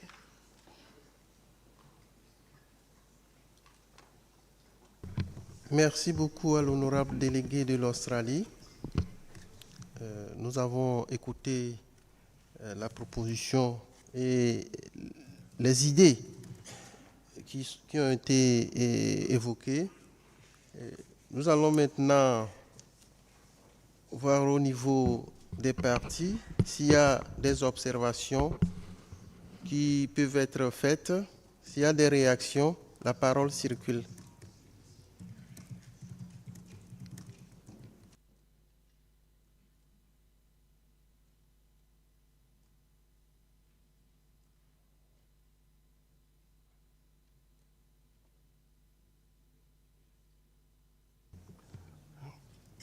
Swissland,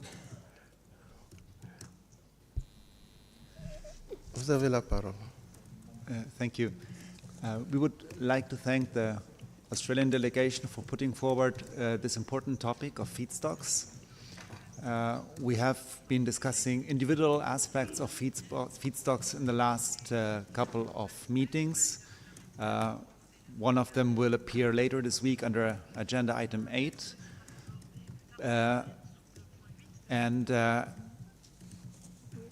I think it's a very good moment to take a broader view on this issue. We have a lot of individual and precise discussions on some specific cases, but this problem might be similar with, as the Australian delegation pointed out, for very different kinds of processes where feedstocks are used. So Switzerland is very much interested in following up this discussion with Australia and other interested parties and would welcome if a contact group would be established. Thank you.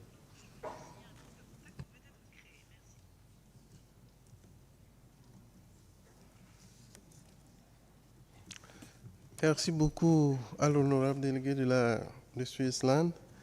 Nous donnons la parole au Norway. Norway, s'il vous plaît.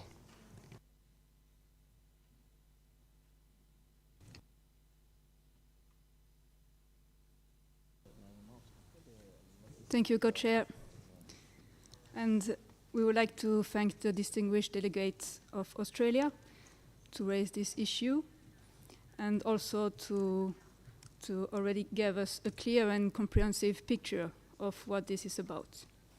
As we expressed in our statement yesterday, this is clearly for us one of the major challenges for this body to address, and we think this issue definitely merits more attention and discussion among parties.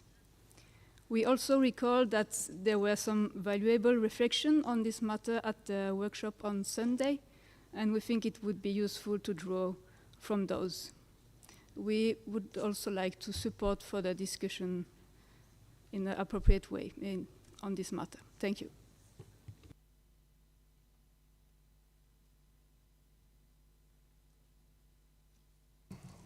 Thank you. Nous donnons la parole à l'Union européenne. Union européenne, je vous en prie.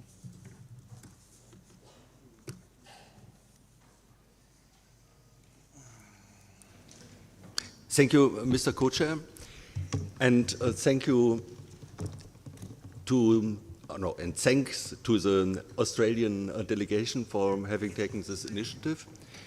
As you know, the European Union has always shown keen interest in discussing this issue, and we will here on the agenda, under the agenda point monitoring,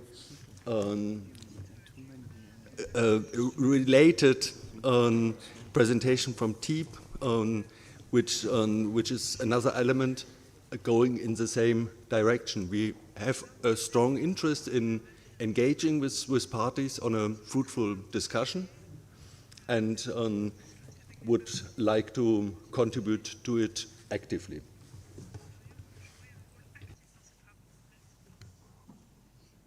Merci beaucoup.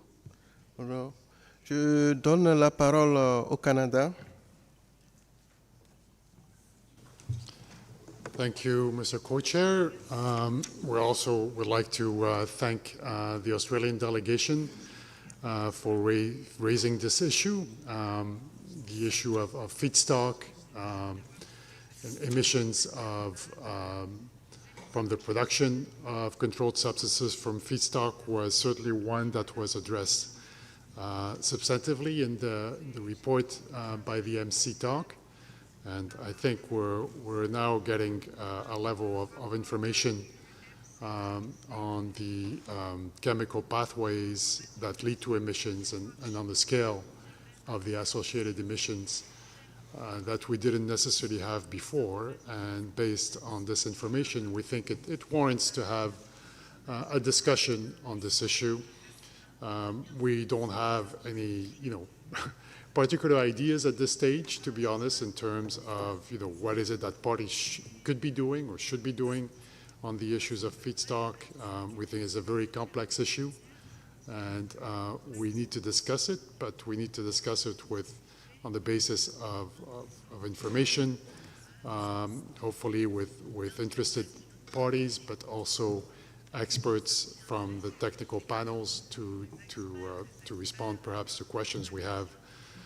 As has been noted first by Switzerland, that this issue also relates to agenda item 8B on carbon tetrachloride, which is one of the key substances that's still being produced, an ODS still being produced for feedstock. And I think, as the European Union just mentioned, agenda item 7B in terms of the report to decision 34/5 on chemical pathways and sources of industrial emissions.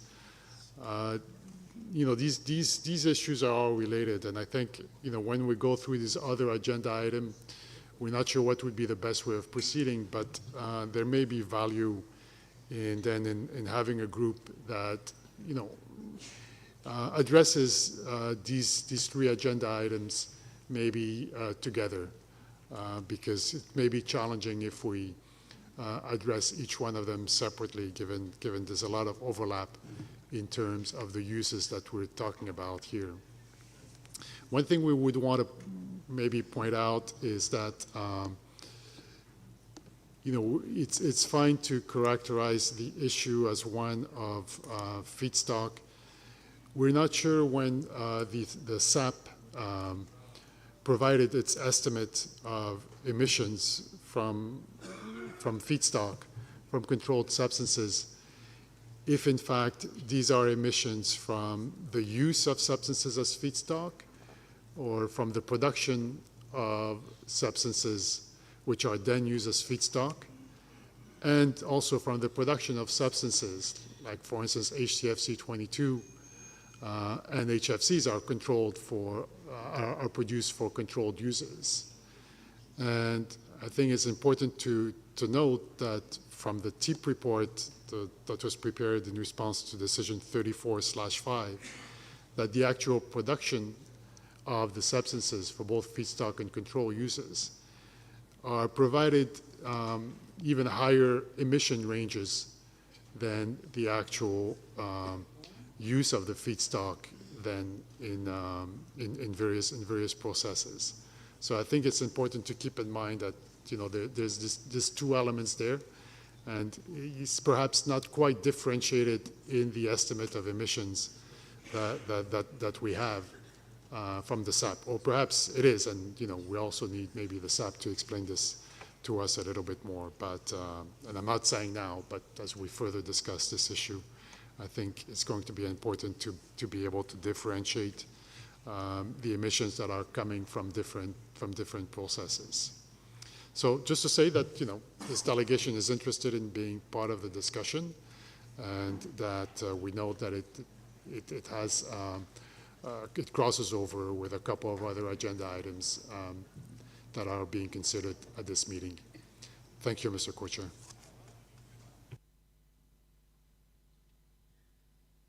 Merci beaucoup à l'honorable délégué du Canada qui nous a apporté beaucoup de points d'éclaircissement sur la question. C'est vrai, la question des produits intermédiaires, c'est une question qu'il faut remettre sur la table parce que ce sont des produits qu'on retrouve à différents niveaux qui se comportent comme des contaminants. Et il faut que nous puissions avoir des idées précises par rapport à ces produits, les paramètres de contamination de l'environnement au niveau de la santé. On a évoqué même le lien avec le point 8. Donc tous ces éléments-là nécessitent que nous ayons des discussions constructives sur la question. Mais moi, particulièrement, en tout cas nous, ici au niveau du secrétariat, nous avons une préoccupation, c'est que il n'y a pas un document, un support qui est présenté et qui nous guide dans les réflexions. Est-ce que vous pouvez nous préciser, par exemple, si vous envisagez avoir des discussions et conduire et faire sortir un document beaucoup plus élaboré? La parole circule.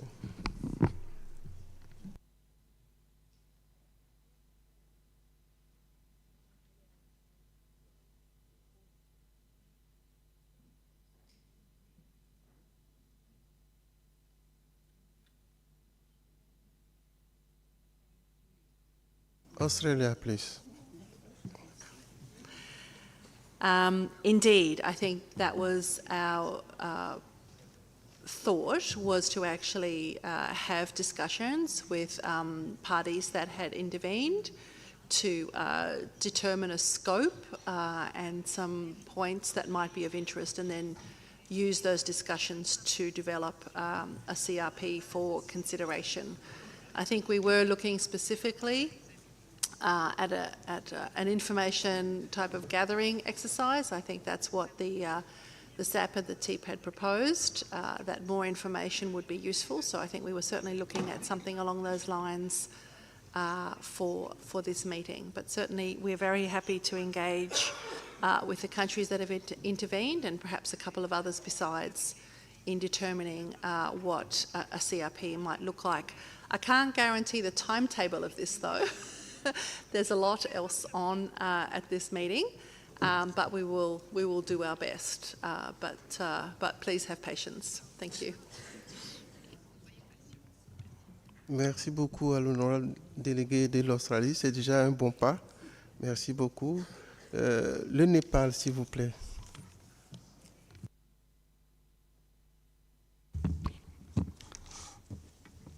Thank you so much for the floor, as this is the first time, I would like to thank the Government of Thailand, Secretariat for this opportunity and all the research persons.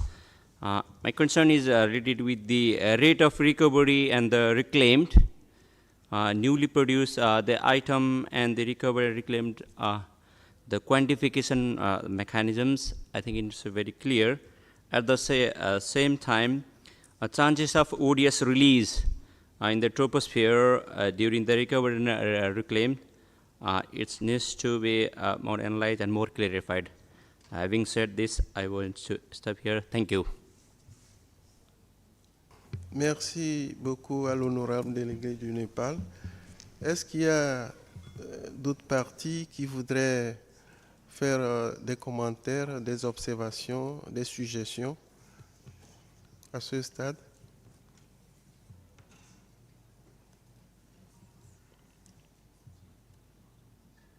Bon, je ne vois pas de réaction. Donc, nous allons donc souhaiter, encourager vivement que les discussions soient poursuivies et que les grandes idées puissent être identifiées et aussi la méthodologie, la technologie aussi soient identifiées. Et tout cela mis dans un document de CRP, peut-être d'ici demain ou bien après-demain, c'est à votre convenance, pour qu'on puisse vraiment réfléchir sur ce sujet-là dans un cadre beaucoup plus formel. Donc sur ce, je vais passer la parole à mon co-chair pour le point suivant. Je vous remercie. Thank you, Fiedeme. Next item under 3G and the last item is life cycle refrigerant management.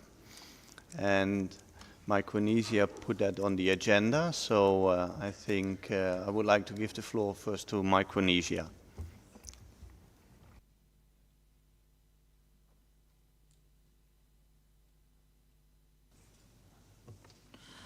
Thank you, Mr. Co-Chair. Our delegation has chosen to spotlight the topic of life cycle refrigerant management at this meeting based on the opportunity that a systemic approach to managing refrigerants could provide to supporting compliance with the Kigali Amendment and secure additional climate and economic benefits. Currently, there are numerous elements of life cycle refrigerant management, including servicing measures to address leakage, technologies for reclaiming, recycling, and reusing refrigerants, and technologies for destruction that are simply not being employed despite the variety of benefits that these measures offer to the atmosphere and to local economies. Because of these opportunities, our delegation would like to encourage a deeper conversation among parties about what could be done to enable parties to do more in this regard. It is our firm belief that without explicit concerted action within the protocol, many of these opportunities will be lost or inaccessible. We are all aware that leakage and venting of controlled substances contribute to climate change. We also now know that destruction is not a compliance obligation. However, the assessment panel reports are explicit that, number one, quantities available for recovery will increase, and number two, timely efforts to establish and finance end-of-life management capacity to prevent HFC emissions could have a significant impact. We wish to hear from others what their views are on what we can feasibly do within the Montreal Protocol to enhance and improve sustainable management of the refrigerants that we are responsible for. Depending on this interest, we might see what the best way forward would be, whether the issue merits a CRP to work to a decision, and we are prepared to offer an initial draft of a CRP, or whether elements can be discussed within the context of one of the ongoing agenda items towards decision for the meeting of the parties. Thank you, Mr. Co-Chair.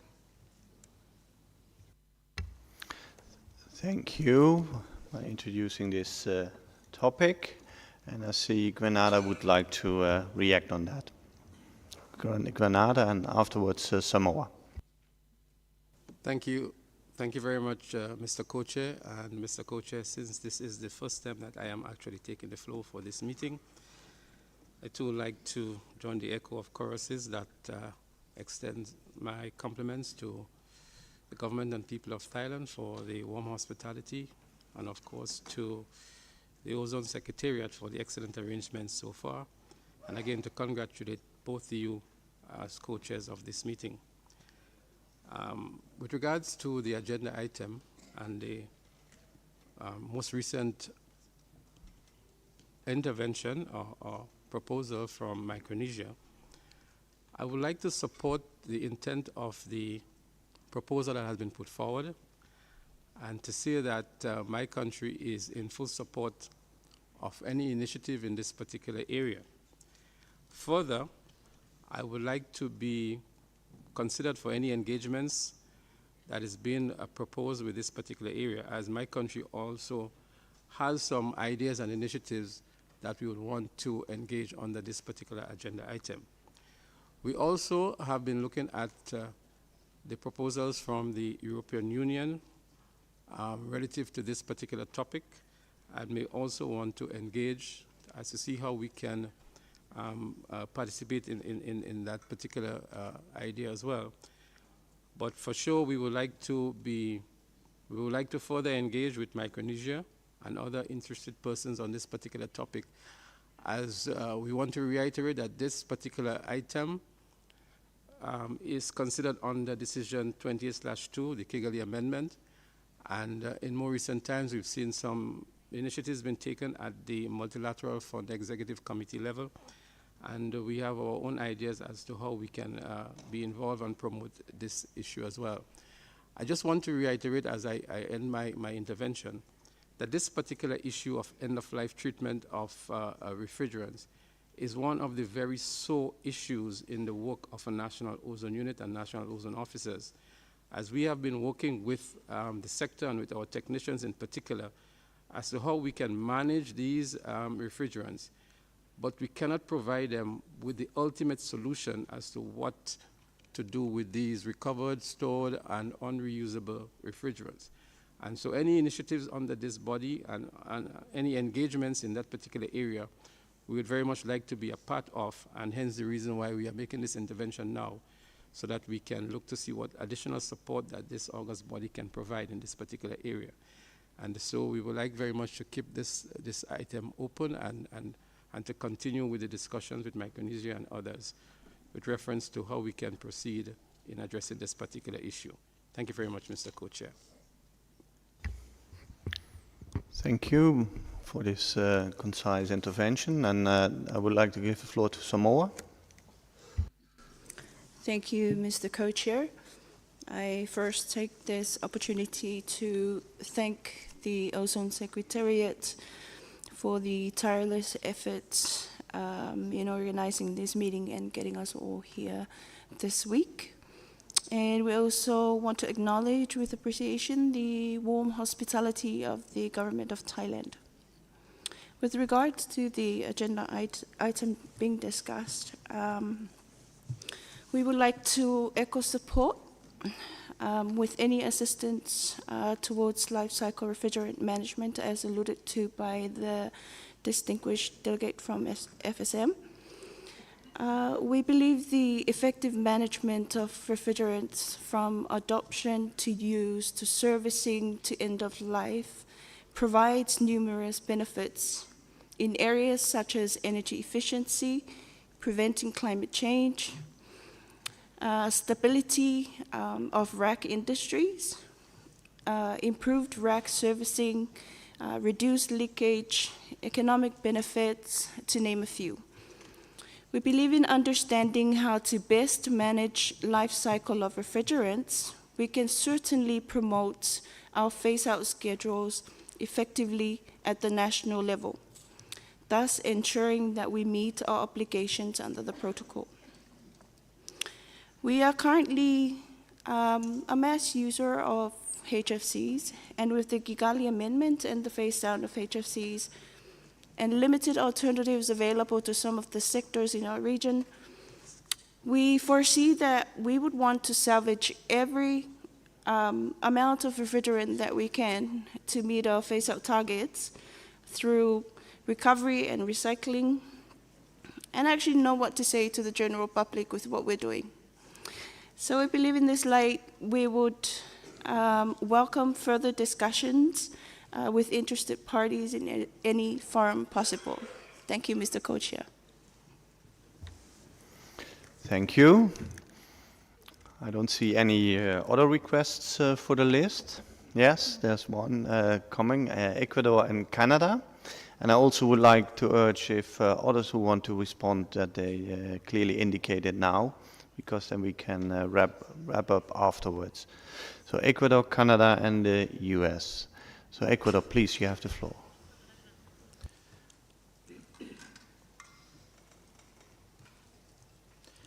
Gracias, señor presidente. Como es la primera vez que la delegación toma la palabra, quiero agradecer al gobierno de Tailandia y a la Secretaría de Ozono por organizar esta reunión.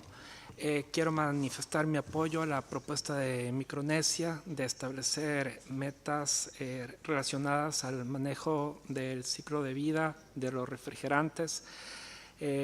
Nuestro país está iniciando un proyecto de un centro de regeneración de refrigerantes. Creemos que es una alternativa válida para lograr una mitigación del uso de refrigerantes vírgenes. Por otro lado, esto se conecta con la propuesta presentada por la Unión Europea de incluir como una tecnología válida a la destrucción en centros, en hornos cementeros, para refrigerantes que no puedan ser ya utilizados. Nosotros hemos realizado un proyecto de reconversión de refrigeradores por equipos de mayor eficiencia energética, a los cuales se ha recuperado el CFC12 y a los cuales se los destruyó en hornos cementeros, logrando una recuperación de 2,5 toneladas de CFC12 y destruidas en estos hornos. Significó esto una mitigación de 28,000 toneladas de CO2 equivalentes evitadas a la atmósfera. En este sentido, creemos que se deben abordar estos temas de manera integral dentro del protocolo de Montreal. Muchas gracias.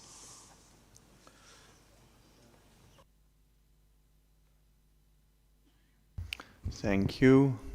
Just to be clear that this is the list. I have Canada, USA, and then Nigeria. And then I would like to, and Trinidad and Tobago, and then I would like to close it. Okay, Canada.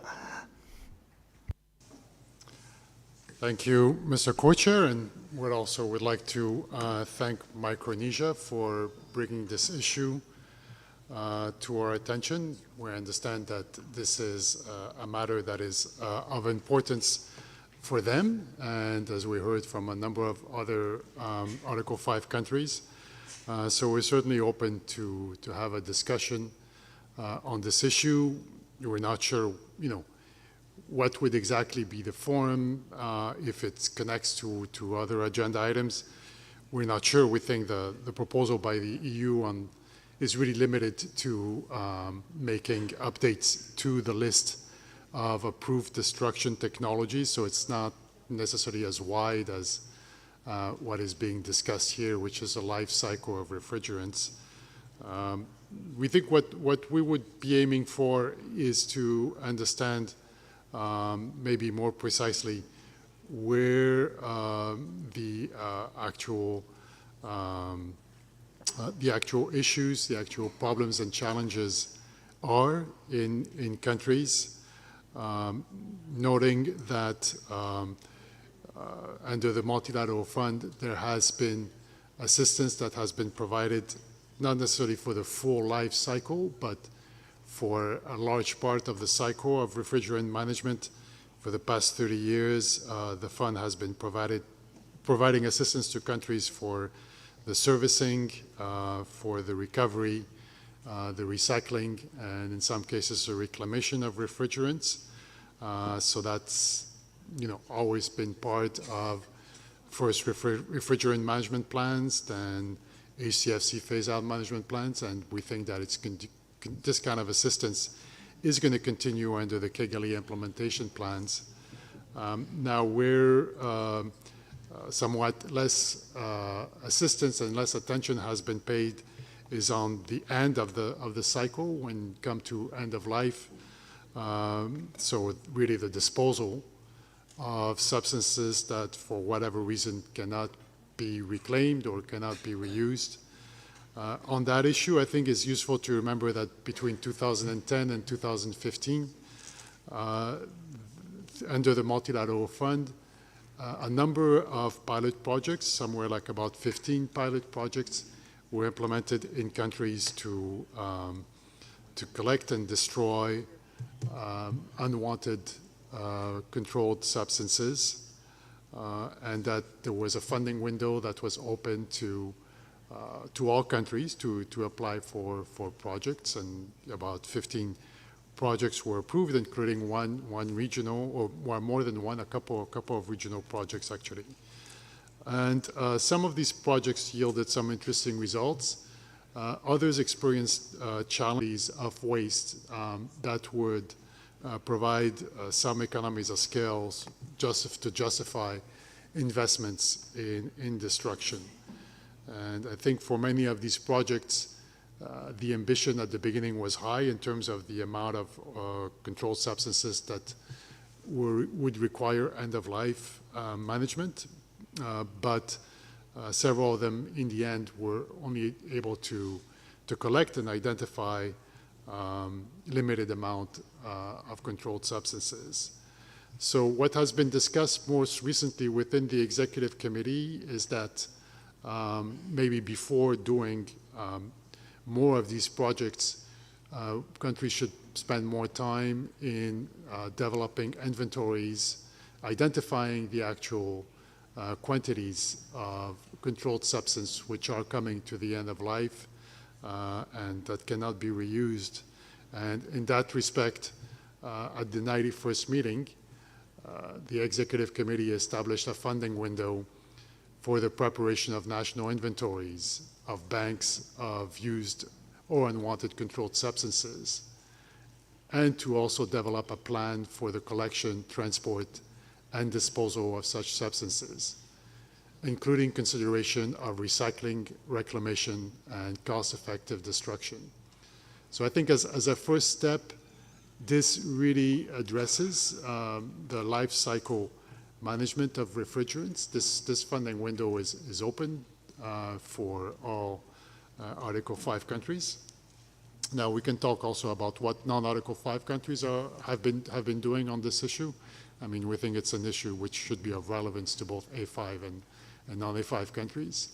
But just to say, we should keep in mind what we already are doing, and the reason why we're proceeding in this manner is precisely because the experience that we have acquired up to now is that we should first develop an inventory and plan in order perhaps then to get to the next steps, depending on the contents of these inventories and how much the quantities that are actually identified for disposal. So I thought it was to just be useful to recall this recent agreement at the executive committee to establish this funding window, because I think when you take that together with the assistance that's being provided under HPMPs and KIPs for refrigeration management, we do think that the whole life cycle is being considered in the work that we're doing, at least under the multilateral fund. Thank you. Thank you. I would like to give the floor to the USA.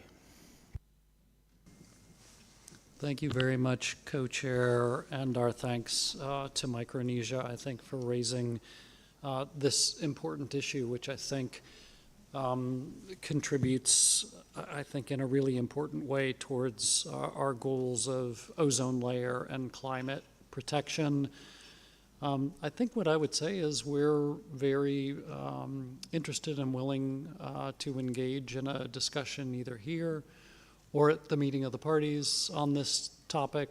We do have probably some specific thoughts, but I think we'd probably wait to hear a little bit more from Micronesia and others about the specifics of the issues that they want to discuss before we would jump into those. So our appreciation. Thank you, Micronesia, for bringing this up, and we're very willing and happy to engage on this topic. Thank you.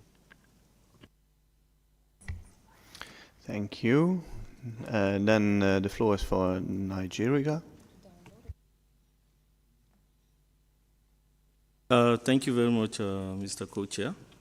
And I would like to thank Micronesia for bringing up this issue. The emission of greenhouse gases is very high in this area, and any refrigerant not recovered, reclaimed, or recycled is assumed to be released into the atmosphere. And as such, my delegation wishes to support any assistance to life cycle refrigerant management. Thank you. Thank you for being so concise. Trinidad and Tobago, and then I already closed the list, so Trinidad and Tobago. Like those before me, this delegation would like to express appreciation to Micronesia for putting forward this issue on life cycle management. This is a great stepping stone for progress. As we are aware, this has been a thorny issue for parties that have stockpiles of recovered gas. Therefore, we would like to show support and be considered in the development of this issue. Thank you, Co-Chair.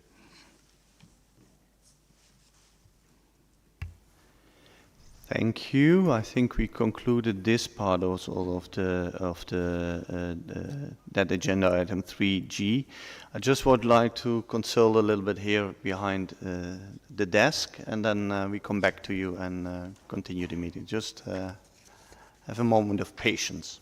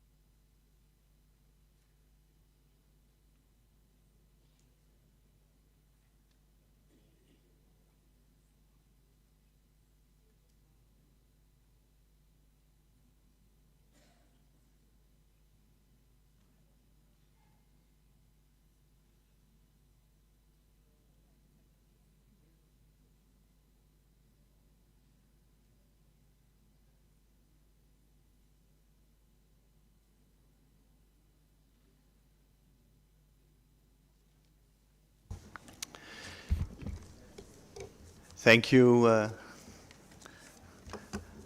We let you waiting for a couple of minutes, but just to recap some elements of agenda item 3G. It almost merits a separate OEWG when you see what is the interest of these, of all the parties. All interesting and important items that came up also during the, let's say, the quadrennial assessment. On emissions of HFC 23, there was indication for a contact group, and we would like to give the room and the time available will be later on the screen, probably tomorrow morning, and the co-chairs of this contact group will be Heidi Stockhaus from Germany and Chantal Wellington from Barbados. So that's one. For the very short-lived substances, we come back tomorrow morning because there was some, especially India, asked to have some time to look at that, and then we propose a way forward from that. On destruction technologies, the idea is also to have informal discussions and see how that how that develops. Feedstock, it's the same, also informal discussion. There was a lot of interest in that, and there were also indications that it's related to different agenda items as well that will be coming up tomorrow. And the same is for the life cycle refrigerant management, to have informal discussions in the margins. So all those last destruction, feedstock, and life cycle management have discussions in the margins, and maybe something comes out of that, and then we can proceed from there. Just this is how we would like to proceed. We have to bear in mind it's the second day. We have still a long agenda for us to go through. And we envisaged a whole day of contact group for Thursday, but it could be in jeopardy at the time that we need for all the agenda items. They are very important, that's clear, but it's also that we have to speed up a little bit. So if there are no requests for the floor, I would like to go to the agenda item 5 and take some time for that on the strengthening of the Montreal Protocol institutions. For this agenda item 5, we take both A and B together because it's about outcomes of the workshop and the background documents that the Secretariat prepared. This workshop was a very lively workshop and a lively debate, and we heard a lot of new issues coming up on Sunday. The rapporteurs reported back during the workshop, and there is also a document available with the outcomes of that workshop. It's document 45/6, and at least it's available now in English, and other translations will be available shortly.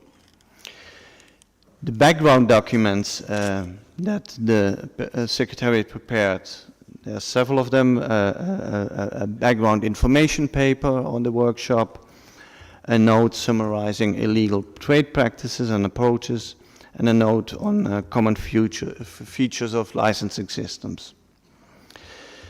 The rapporteurs are also available here in the room, as well as the Secretariat who organized the workshop, Liazat. So I would like to have not the whole time till 6 o'clock, because we would like to start at 5:45 with the contact group and the terms of reference, So we have still some time before the reception for that group. So I would like to open the floor for comments and on the workshop we had and institutional strengthening, and to hear some ideas for delegations. And if we cannot finalize, we will continue tomorrow, but I would really like to speed up a little bit to have at least some interventions already now on institutional strengthening, agenda item 5. Please.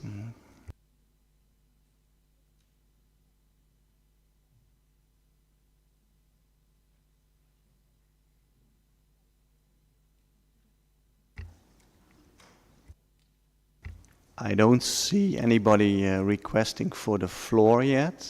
Yes, Malaysia. Mr. Co-Chair, thank you.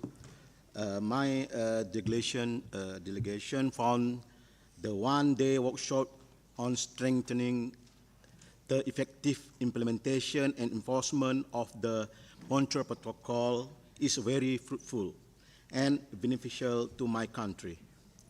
For the past 34 years, Malaysia is fully complying with all the obligations under the Montreal Protocol since the rectification of protocol coordination, cooperation, capacity building, and continuous engagement among the custom and other agencies as well as industries are the key success of the compliance. Indeed, the National Ozone Unit of Malaysia also utilized the function of the IPIC, and this gives early information to the enforcement team to stop the illegal trade. Through IPIC in 2020, we had successfully stopped the illegal importation of SCFC 123 to Malaysia.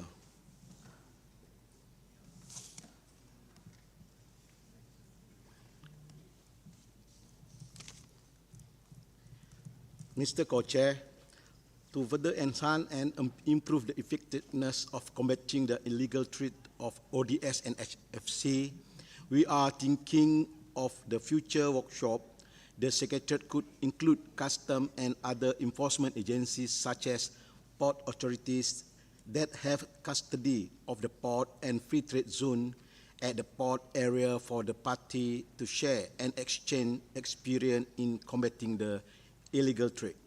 Finally, Malaysia will continue its efforts and support new measures to strengthen the effective implementation and enforcement of the Montreal Protocol for continuous compliance.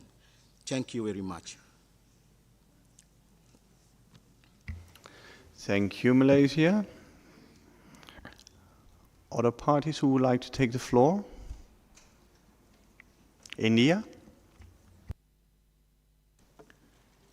Thank you, Mr. Co-Chair.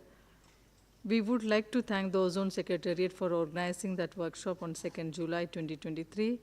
That was indeed very useful, and the presentations made and the discussions during the workshop, that was highly informative. Mr. Co-Chair, reporting formats under Article 7 and CPPR are quite comprehensive. So we feel that emphasis should be on strengthening the national frameworks for data collection, compilation, and reporting. Towards this, there is a need for the capacity building of customs officials regarding export-import data compilation, especially during data classification among the various trade classification harmonized system codes. Mr. Co-Chair, regarding the feedstock use of controlled substances, most countries have a mechanism for detailed scrutiny of the process and the application of such substances, and such mechanisms could be examined and strengthened further. Thank you, Co-Chair.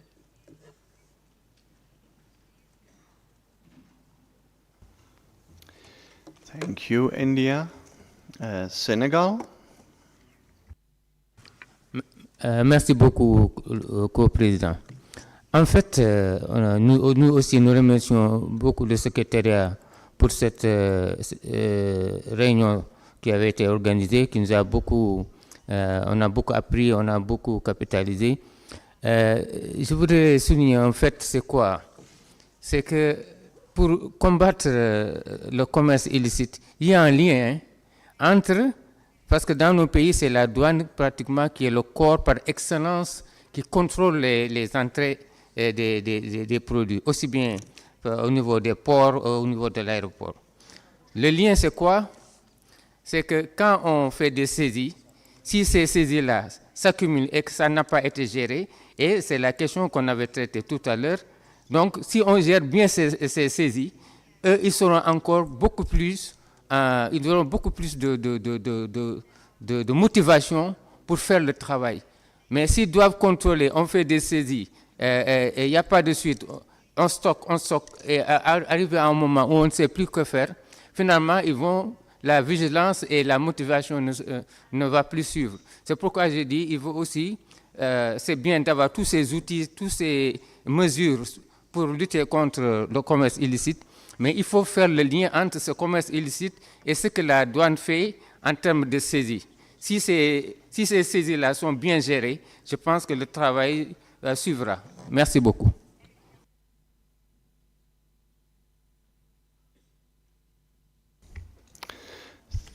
Thank you. USA. Thank you very much, Mr. Co-Chair. And our thanks to the Secretariat for organizing the one-day workshop and for the rapporteurs and facilitators for helping guide the day. Given you are taking up both 5A and 5B together, we are going to refer both to the workshop and the paper in noting that there were a number of issues that came up in both places in the paper that the Secretariat prepared and the other background materials the Secretariat prepared that really highlight and build on the discussions we had last year, both at the open-ended working group and at the meeting of the parties. We had a lengthy list of topics that we started with, and we focused our attention on a few of those topics with the idea that we would have an opportunity to discuss some of the other issues as well. We wanted to focus our attention on the outcomes of the discussion that were really about preventing illegal trade. We had noted during the discussion at the workshop there was a difference in the language that was used in the decision we took last year at the meeting of the parties that focused on sharing information, not just when cases are fully proven, but to share information if possible, where possible, in advance of that, so that parties could better understand illegal trade practices that they may experience in their region, to share that information with other parties to help us better prevent illegal trade in the first instance from happening. We wanted to highlight this because it is different than the approach we had taken on ODS, and to highlight that the Secretariat, I think, is in the process of beginning to find ways to share that information either on the website or in other ways. We think that it's worth a follow-up discussion on these matters, as well as some of the other matters that came up during the workshop and in the paper. For example, on the common features of successful licensing and quota systems, as well as some of the other areas that were highlighted in the discussion. We think this is worth a discussion if the co-chairs and secretariat are able to find an opportunity for that to happen. We would suggest it may be worth finding some time, perhaps for an informal group to meet with a designated time and room, so that it is an opportunity to bring parties together. Given the number of participants we saw here at the workshop and the active engagement they took throughout the course of the day on Sunday, we think that there is certainly a continuing interest in a discussion. So we would suggest if the Secretariat could work with if the co-chairs agree and can work with the Secretariat, perhaps to find, even if it's just a short time, but perhaps there is an opportunity for those that are interested to continue to work through some of these issues and ideas. Right now, we're not sure if there's something in particular that would emerge, but we think a discussion might help us focus our attention further. Thank you. Thank you. I have Norway on the list, and then Canada and the European Union. And as we are approaching the end of the meeting, I would close it for today, but if parties would like to already say they are interested to be on the list, please let it already know, then we can know also where to start and continue the discussion. Norway, Canada, European Union. Norway. Thank you, Co-Chair. We would like to congratulate the Secretariat for the successful workshop that allow us to reflect and exchange experience on several aspects, especially with the valuable contribution of various stakeholders sharing their expertise and experience. We believe that we can make use of those reflections and explore concrete actions that could be implemented in order to strengthening the institutional processes and institutions. Particularly, we feel that there might be further opportunities for actions to prevent illegal trade, as well as assisting countries to strengthen their licensing and quota systems. There are also other matters, such as the need to strengthen atmospheric monitoring or challenges with feedstock uses, that we think would be appropriate to address separately under the respective items already on the agenda. We support further discussion on this item. However, we are recognizant that we have already many issues that we are supposed to discuss this week. So we are positive for the co-chairs to allow some time for some discussion on this matter, but also maybe we could focus more at a MOP on this matter. Thank you. Thank you, Norway. Then Canada. Thank you, Mr. Co-Chair.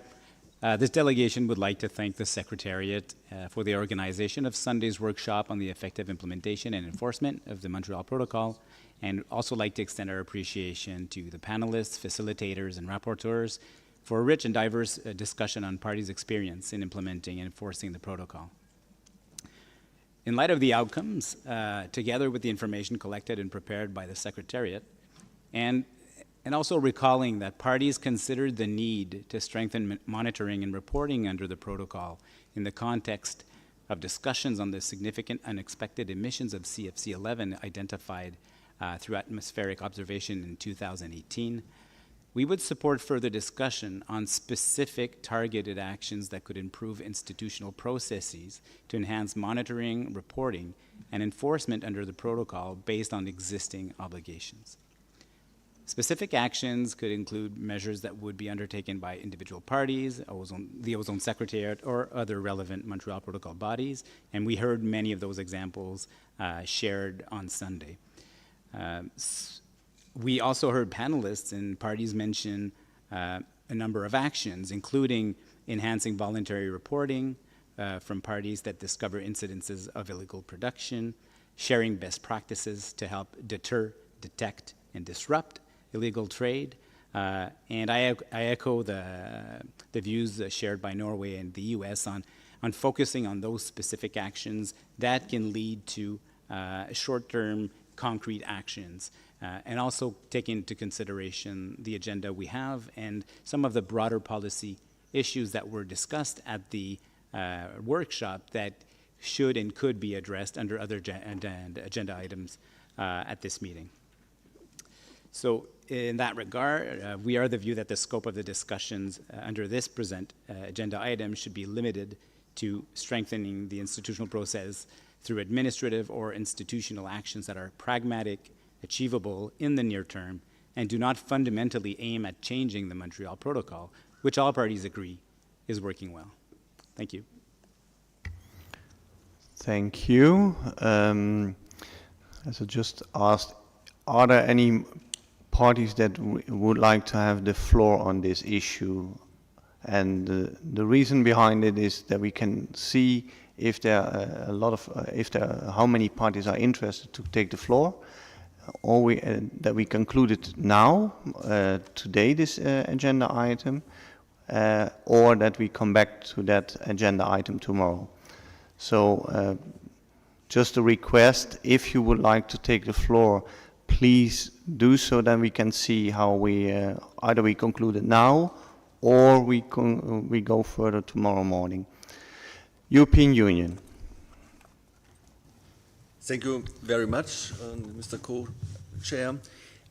The European Union would like to join the other parties in thanking the Secretariat for the organization of this excellent workshop. It was very dense and based on an equally excellent or a set of excellent information notes prepared by the Secretariat. Those notes touched upon a broad range of issues, and we already expressed on some points our interest in deepen discussion and follow up to them. Amongst those are emissions of controlled substances from feedstock uses, but also emissions of other substances of concern, banks of controlled substances, or atmospheric monitoring. Those issues should be discussed under the specific agenda points dedicated to those items and should be continued also in at future meetings. Concerning a concrete follow-up on the workshop and previous discussions, because we started the discussions already back in 2019. The EU is interested in engage with other parties in view of developing a CRP that could lead to a limited in scope but meaningful decision at the meeting of the party this year. What elements would we like to see in it? And here we share a bit the opinion of the colleagues from the US that illegal trade and other illegal activities should be a point of focus.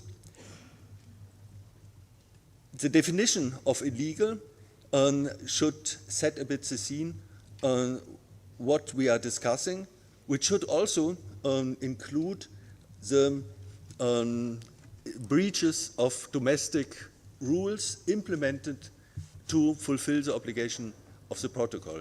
That is a reflection of the sovereignty of parties to decide by which means they wish to pursue compliance.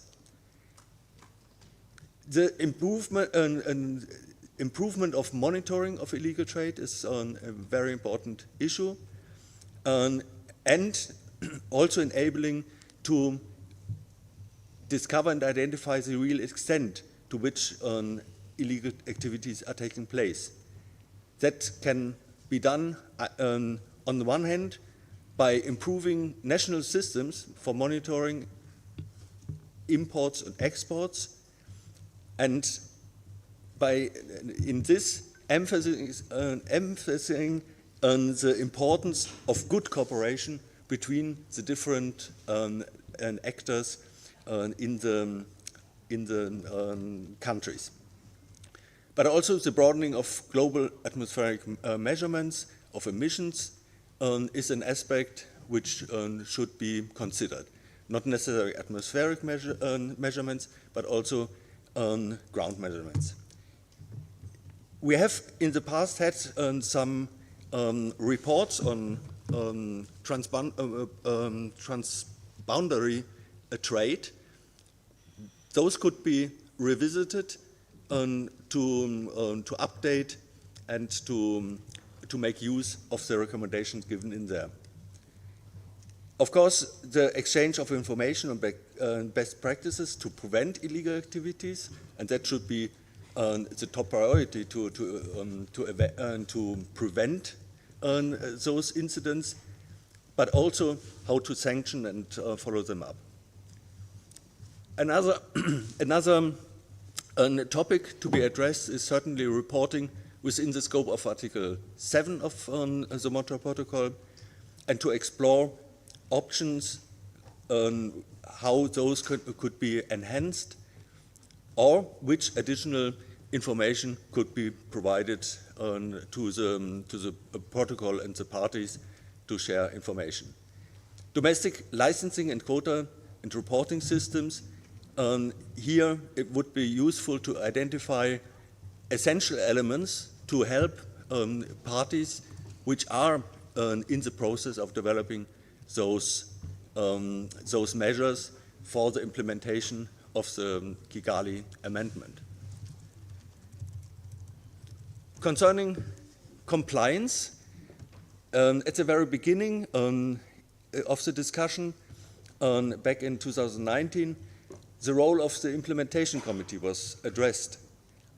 And here it would be useful to have some reflections whether it would be possible to give the implementation committee a role beyond its tasks defined in Article 8, which is very much limited to verifying data reported under Article 7.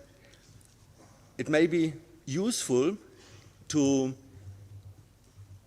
task the implementation committee with some advisory functions, providing guidance on specific questions formulated by the parties, with support of the Secretariat, which would assist the implementation committee to fulfill its role, which could then report and provide guidance and recommendations to the parties. As last point, we considered and recalled that the parties discussed back in the early 2000s the mechanisms how the inclusion of new substances could be facilitated, not necessarily requiring amendment to the protocol. Here, the Secretariat could be asked to revisit what the state of the discussion and the backgrounds of those discussions were in the past. With that, I would express our interest in engaging in a structured discussion with other parties to develop, and that we would prepare to contribute to this task, to prepare CRP to be further discussed then at this meeting as far as time allows, and then at the meeting of the parties. Thank you. Thank you. As I indicated before, there are several countries or parties who would like to take the floor, but we would like to continue that tomorrow, because now then we can start with the terms, the contact group on the terms of reference. So I have several parties here on my list that at least tomorrow would like to take the floor for that's the Tanzania, Maldives, and Chile, and Senegal. So we don't want to rush it now.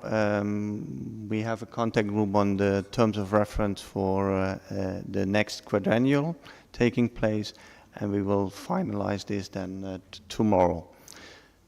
So I would like to say, have a good contact group, and then later for the see you later at the reception.